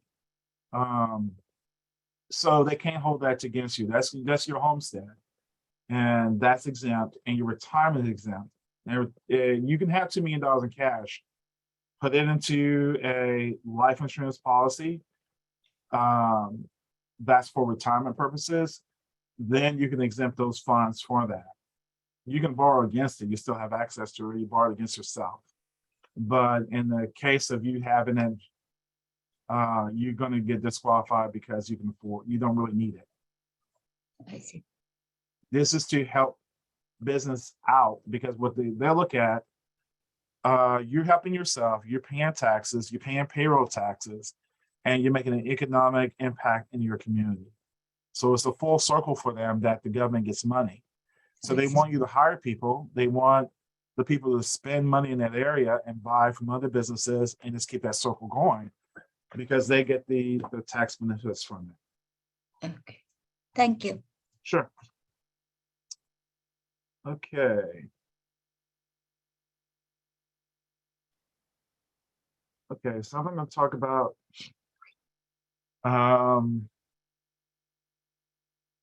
financing. This is a big thing that you're going to need for your business. So let's go back to financing. You need to have financing,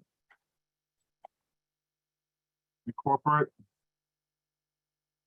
credit card, and factoring line. Okay, so a corporate credit line, you can get a business card, maybe Chase Inc. or whatever, and you get a credit line, let's say for typically, let's be conservative, for $10,000, okay? For a factoring line, you might get a factoring line for $100,000. Okay. So if you're purchasing something small, you can have one other MX Plum Card. And remember, Plum Card is the only card that you can get 60 days to pay the invoice. And that kind of will spread your money out. And I've seen some people take the MX, pay 60 days. Of course, you're going to end up paying some interest probably if it goes beyond 60 days. But what happened is you can spread these out between these cards. So they might give you another $10,000 line of credit. Okay. So if it's something you need to go buy to sell to the government, say, hey, I need $3,000 of this, you can send them, not using your cash, but using a credit card. And then when they get it, They clear they sign off on the receiving of it. You can have things drop shipped today. You don't send things to your house of business. You drop ship it from the person who has it, because it cuts down on delivery time. Okay, so you should get a corporate credit card. Okay, the corporate credit card will not show on your credit unless you're late 60 days. Okay, so it won't show at all on your credit report. It's in the background. You're only going to activate it on your credit report if you default in 60 days. Okay, so that's Inc. here. You need Plum, so that gives you $20,000. So if they want you to place, if they're going to place an order with you for even like a small catering order, for when there's sometime when I have the in-store meetings, because we're there all day, I usually order breakfast and lunch, and I do that because that's you're sitting here and it keeps people calm. And sometimes they eat breakfast in the morning, but to have something to snack on or to eat is just keep them more alert. And at lunch, the same thing, because they want to get the stuff done. But we have to buy stuff from Panera Bread or Subway, and that makes it a lot easier for you to sit for, as an adult, for a meeting for 6 or 7 hours in the seat. So those things can be ordered on a regular basis. And at one time, I think I was doing like 5 to 10 workshops a month, and we order a whole lot. So that's what I'm saying with the catering, or if it's supplies or whatever, just charge it to your credit card.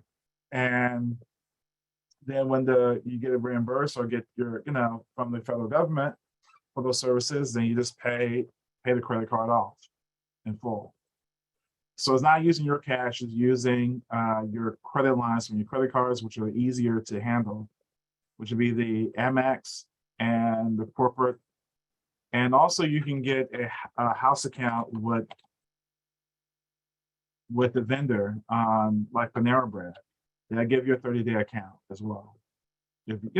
And your suppliers will give that to you as well.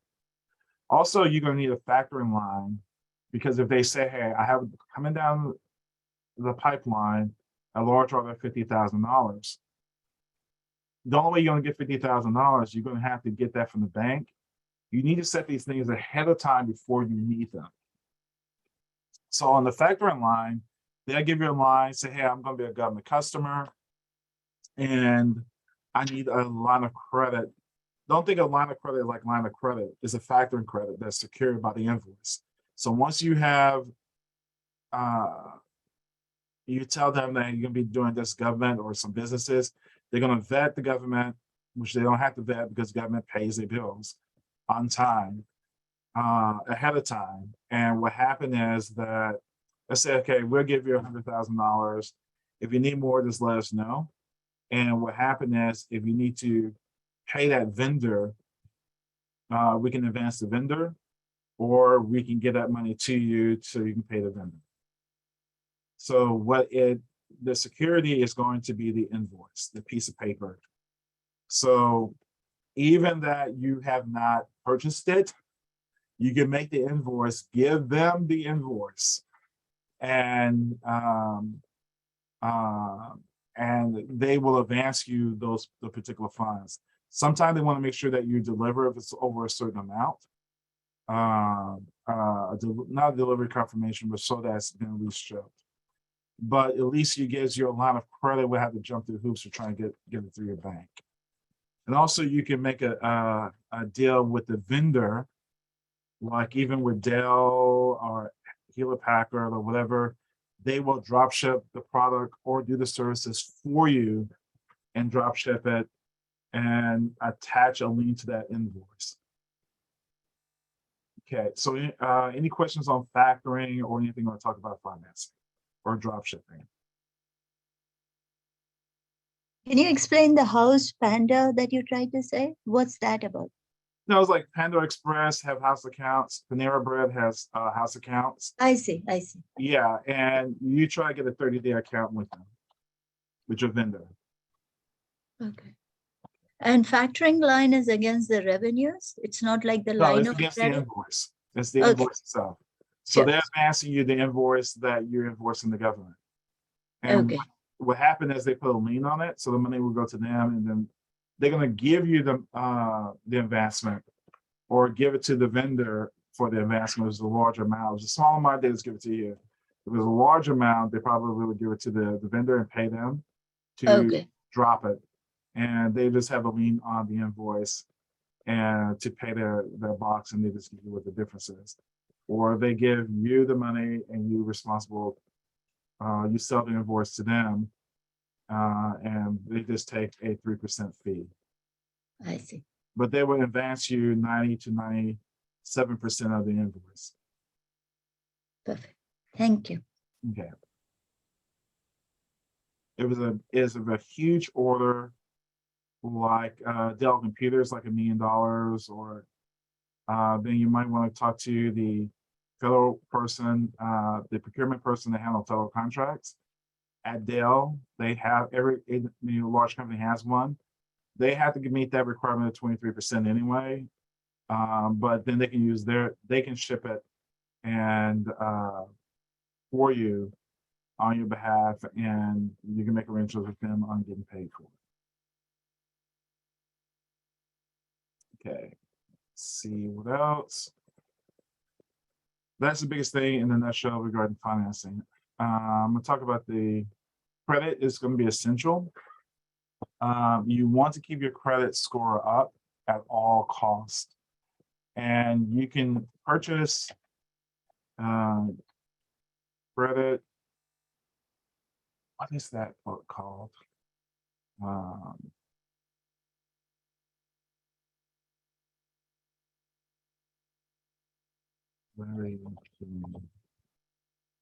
Credit Secrets. Okay, this book is like $35, but if something comes up like a collection can drop your score for $30, I mean 30 points or 50 points or 100 points, it's worth getting this $35 book to find out how to dispute that and get it off your report in 30 days. It's worth an investment to have in your library, just in case you run into any issues. The university have to hire a credit report company. At all costs, you need to keep your credit up because it's going to make life a lot easier, especially when you get what large money deals with the government, that they're going to be looking at your credit because they don't want to advance you the money and all of a sudden you take off with the money and not deliver it. Because soon every financial institution know you have bankruptcy as an option. And as long as you didn't fraudulently do something, they're going to sue you. And if you attempt to at least make some payments, you file bankruptcy on it. And I'm going to say that keep the money. Sometimes things happen.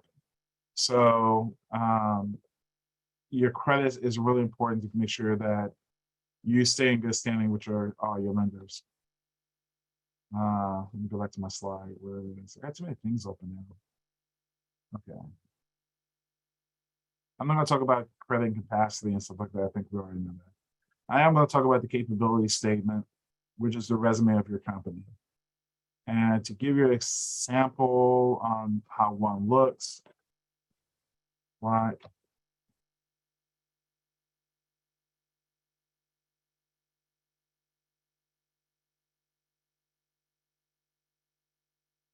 here's a capability statement and what it looks like. And I'm gonna give you several in a few minutes. So here's a capability statement. It has your address, okay? Your contact information, your fax line, your local line, your main line, email, address, zip code, cage codes, employer identification number, who are the officers. And it's a little neater than this, but what happened is they're redoing the site and they're moving things over. So now it looks kind of disjointed, not as centered and even. So they'll be finished within a week, converting it over. Officers, points of contact, history of the company, what's it about. Here is the next codes of the business and the areas that we cover. Something about the main officer, how fast we can do business with them. We offer quick and fast service, same day approvals.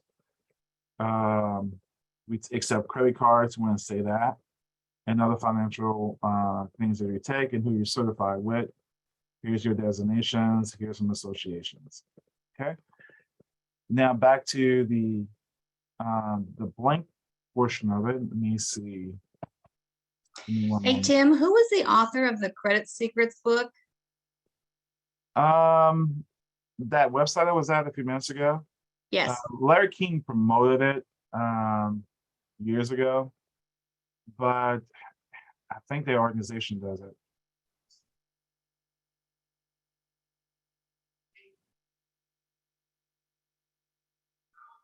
Just go, yeah, go to the site. It'll give you a PDF of it, or you can get the physical book. I'm not sure if it's on Amazon.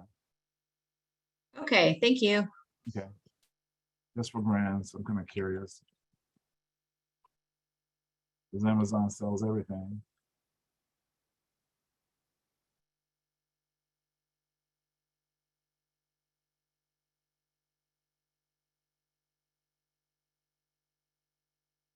I would just go to, oh, here it is, right here.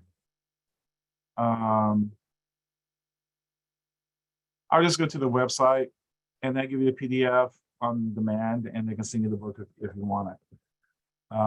That'd be the easiest, but you're gonna need it at some point because there's no way you're gonna keep things. You might have things that's putting your credit that's wrong, or a collection because they got the wrong person or the wrong address. Or they might tier you to some other address. I mean, I have issues like someone put me into Chicago. Now I do have a rare name in the United States, but in Europe it's a common name like Jackson.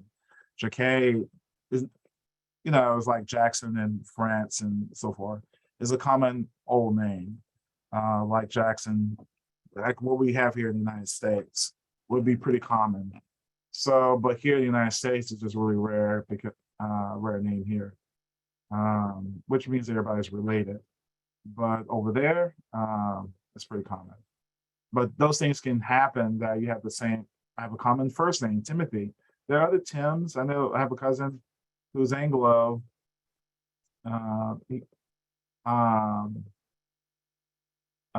He's an attorney out of New Orleans. Come from the original family from France, and we had the same name. I'm Tim Jerome, and he's Tim John.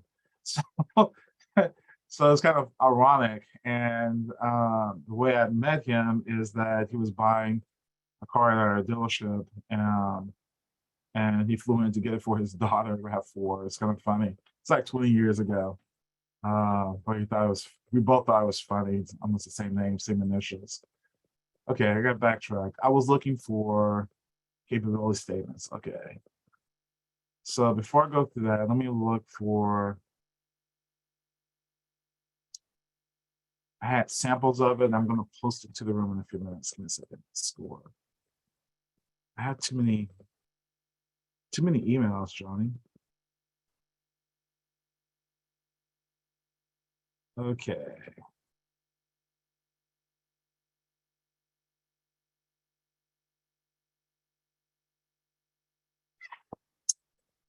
Bear with me a second.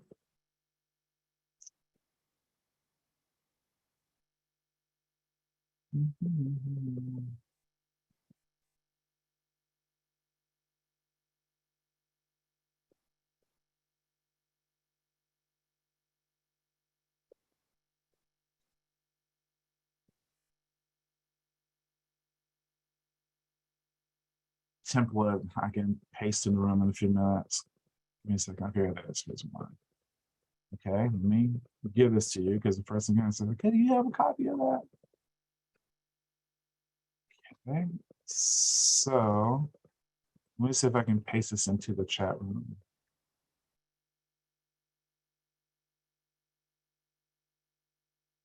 So if I paste it right here, can you pick it up and just put it in the chat room?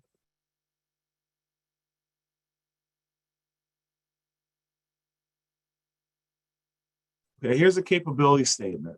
This is what we normally fill out in person. All it needs is name, address, telephone, fax number, email, and address. Okay. You want to include your social medias on here today because the generation today looks at the social medias. Pretty much if they're 50 and under, they're gonna look at your social media. Well, I'm gonna take that. If they're 55 and under, they're gonna look at your social medias. Persons in their 60s and the federal government really don't care because they've been there so long.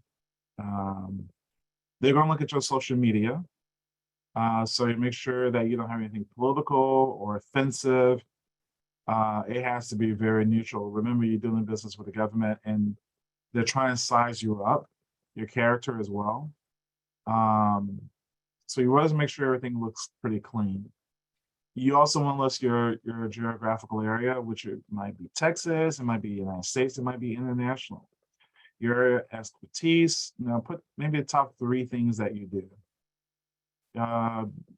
What your unique resources are, what your past projects, customers, and what you did for them. Who's your key personnel? If you have any security clearances.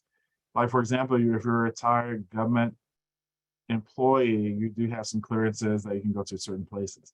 Or retired military, they still have access to go to the military bases if they retired from the federal government with honorable discharge. So they really have access to the bases to purchase things, and everybody don't have access to bases. And usually you have to get clearance every single year to do that if you're a contractor. Your industry licenses, what you have. If you're bonded, what is your DONS code? Right now they use a unique code, so you want to put both your DONS and your unique code here. Your cage code is your payment code. That SAMS would give you your NICS code, would be the industry you're in, and if you SIC codes, you can look for that as well. For your NICS code, just copy and paste, and you want to find out the one that whatever you put on your tax return needs to be on here. If you change it, it's fine. But this right here is where you put what industry you're in, like catering. You can be catering services or a banquet hall with catering staff. So if you own a hall that, you can put that as your main code, or you can put the catering service I mentioned earlier. Or your books, which is diverse, or your book publisher, or your bookstore, or your, whatever. You can put that. Here's some information that has these. And I didn't put books, I just put book. Books will carry you a little bit more farther if you commercial printing. And if you're a bookstore,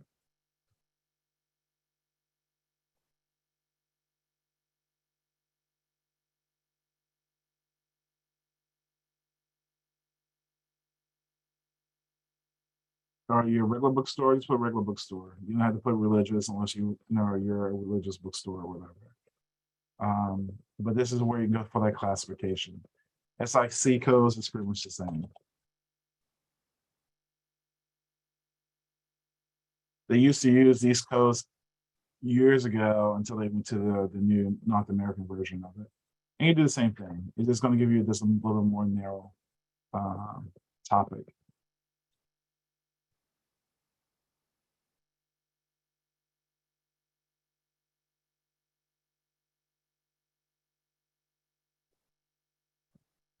Search. And it tells you what type of books are you doing. Here's stores, here's whatever. So it's the same thing. So that's where you find these two. Okay.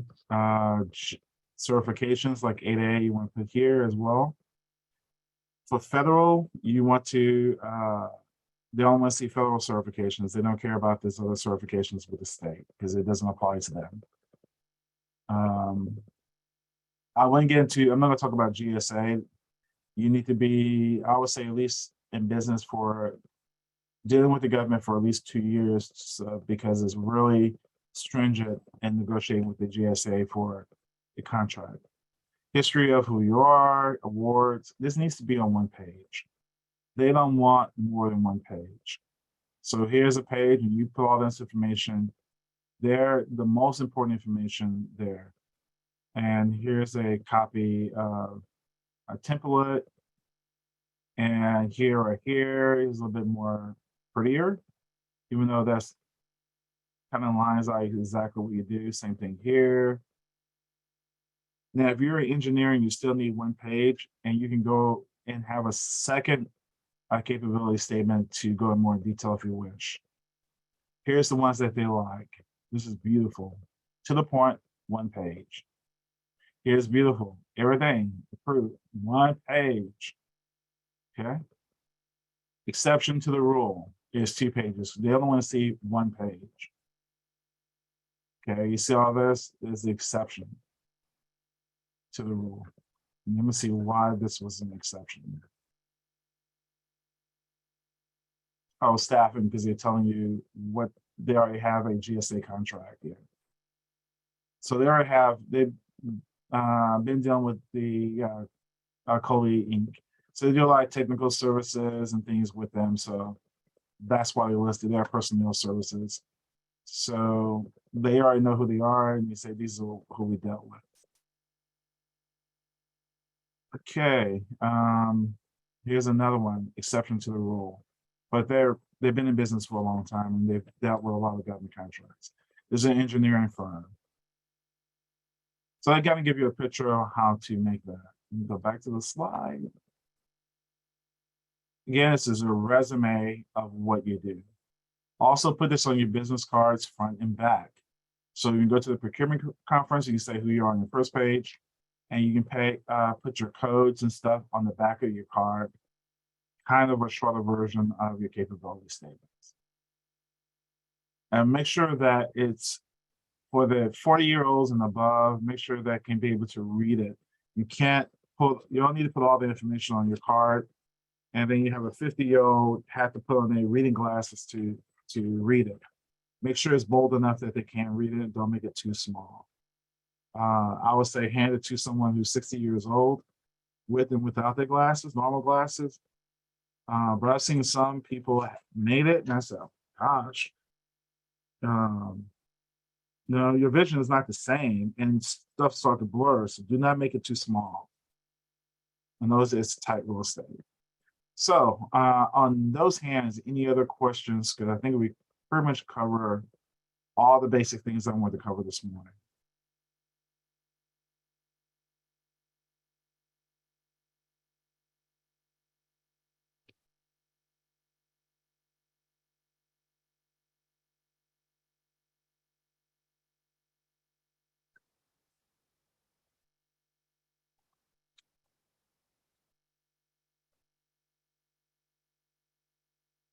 Nothing?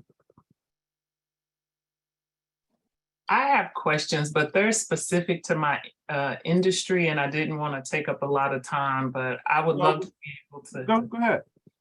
Okay, specifically, I own a travel agency, and my services include travel insurance, booking accommodations. Most of my business, 90% of my business is international, and I'm wanting to do contracts so that I can get more work domestically. Pricing wise, is there a price structure set up for travel?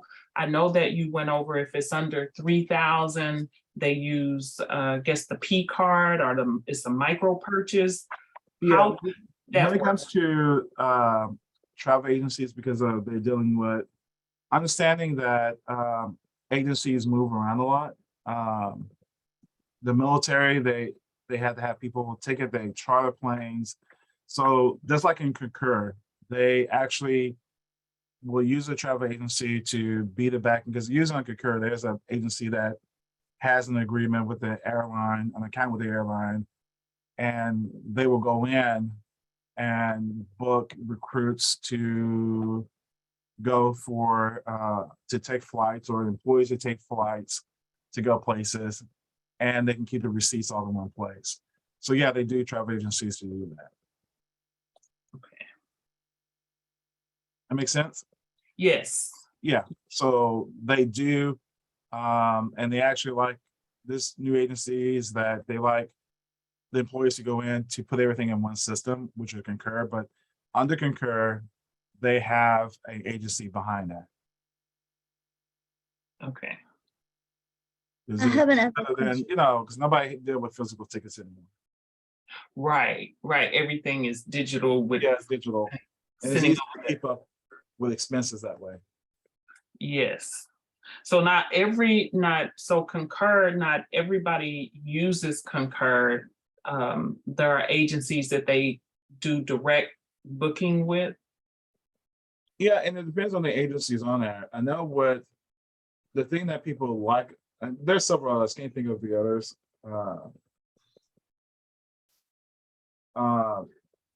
They like it because they can attach the expenses all in one place. So Okay. for example, we take a recruit that's going to the military. When they do that, all the airfare is there and they can reconcile that a lot easier. In one place because the receipt is attached into the system with it. Or if the employee is doing it, they can just upload on their phone and take a picture of it and they have the receipt already there. So basically the government is already engaged with that software and that's what they're used to. They So use it's several, yeah, they use several ones, and that was a bid as well, a federal contract. And each agency can choose what they want. thank you. Yeah, okay, I have a question. sure. This is for my clients. I see quite a few of them are trucking. They're in the trucking business. Mhm. So as you were saying that they can get contracts. And so if they go to this Find RF site and search, they can do the necessary, right? Since I have formed all their S-corps and it's a woman-owned 51%, but managed and so forth. Mhm. So any person, although they just own 2 or 3 trucks for that matter. Yeah, anybody can do that. You can Okay. trucking agency, list yourself, like the trucking agency that we started actually during the pandemic for fuel and gasoline. We got bought out after a year, but they wanted the contracts not because of the government. They wanted the contact because they're a liquid gas company and they wanted the trucking company. This happened the second time around. Trucking company, they wanted the contracts and they don't have to compete with the contracts if they just buy the company. Oh, okay. It was just easier for them to do it that way and take on their employees because they already had the routes. So for the second time around when we had it, they bought the trucks and all. And only thing that we kept was the liability of the corp. We transferred everything to them. Because Okay. the liability with hazmat is a different story. You don't know what happens. Yeah. So you really You- necessarily don't want to do anything with take on that. You just buy the assets of the company and the contracts. Okay. And it's easier to do that and absorb it to their company and nothing ever changes because they still on the same routes. Okay. Get it. So Tim, you have a question from LaDonya. She wants to know if our business is African-American owned with 51% ownership by the male and 49% by the woman, would that structure qualify for 8A program? Yeah, so it's all minorities, okay, outside European descent or Eastern or European Spanish. So if you're European, Anglo male, you will not qualify. But if you're European white, female, you qualify. Because the stipulations say it's for women because they're a minority. There are people in ethnic groups, Asia, like Indian is Asia, is Asian.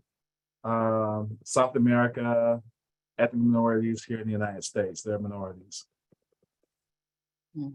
So if Okay. you're black, it doesn't really matter. It just depends which one you want. The extra credit is that if you're married, you just do it under your wife. She gets the 52%. So it's not 51, it's 52%. It has to be an overwhelming majority. She's 52%, but she can get the extra credit for being a woman. But or you can put it under yours, it just really depends. But you got to be actively involved with the business. Okay, thank you. I have seen some white men will put their wives on it and train them to be, they're the CEO. So they had to be involved in the business to go through the process. And if they had to do any interviews, they had to be actively involved in the business with meetings. They don't have to sell things or do anything, but at least they can answer questions on what's going on. Okay, I know what a financial statement is. I know what our customers are. I have to be there and be active.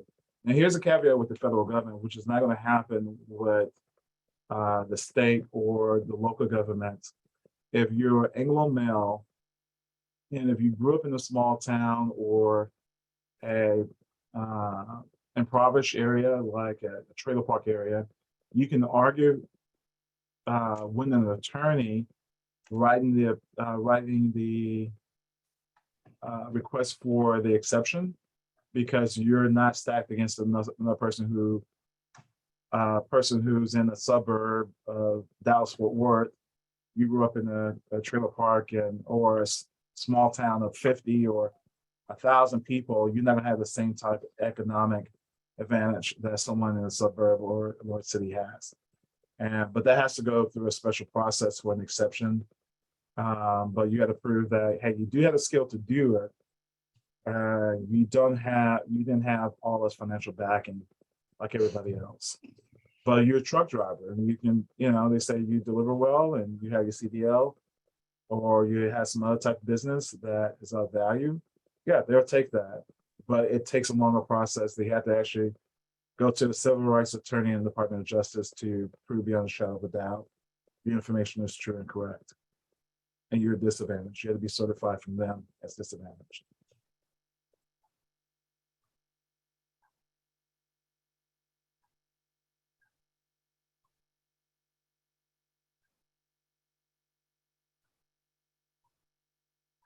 Anything else?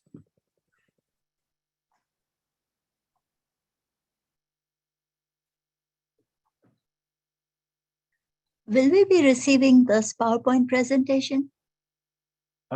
Miss Johnny, do you still have that?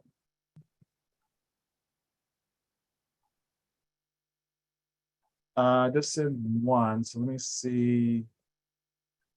Let me see if I can just send this to you, so just in case you don't have it. No, we were not able to download when we started the session. Yeah, I don't think she posted it yet. So give me a second. Let me make it and post it, and she can kind of. And can we ask you questions in case we have after this? Because there's a lot of information and definitely at least I'll have questions. Okay, yeah, give me 1 second. Let me.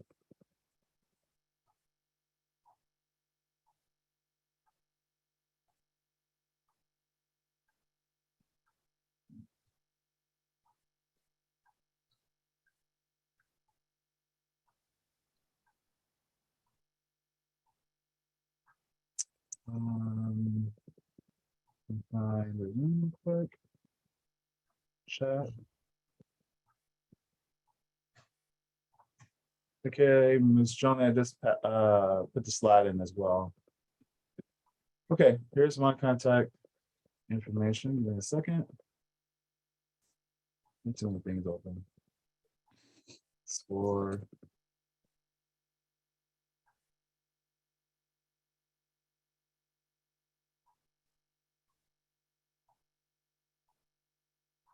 Okay, here's my contact information right here. Okay. I will include my mobile right here as well.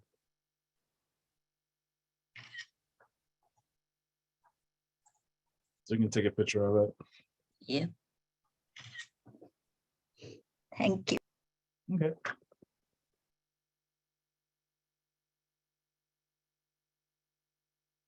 Okay, that's all I have this morning. Anybody else have any other questions? No, but thank you. I feel inspired. Yeah. And great information. This is hard for me to do it like on a Zoom because I like to be a little bit more interactive and go through filling out paperwork and with slides and things like that. So I'm kind of getting used to it, but other than that, it's usually would be done in person. But usually the certification process is part of it, but it's just too hard to do the certification portion of it that you need in a format like this because I can't see exactly what you're doing to making sure you're doing it correctly. Tim, Jacqueline has a question. Sure, go ahead.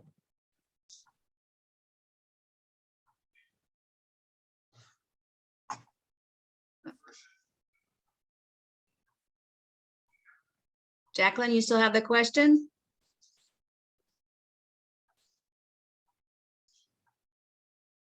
Okay, I guess she got her question answered. Okay. Let me look at one thing before we go. Yeah, and again, if you need me to go over the certification process, I can do that. Typically on Thursdays at my office in Arlington. So other than that, Ms. Johnny, that's all I have today. All right, let's double check the chat, just make sure. Is there anything else that anybody has any questions about? Tony says, thank you for all the insight. Well, Tony, thanks for attending. This was very informational session. Learned a lot. Thank you so much. No, thank you for coming. Okay, so that's all I have, and good luck. If you have any questions, just go feel free to reach out to me. All right, thanks, everybody. And I just want to let you know that you will be receiving a copy of this recording once we have everything complete. And if you have any other questions, don't hesitate to reach out to the SCORE Fort Worth office. Have a good day. Great day. Thank you.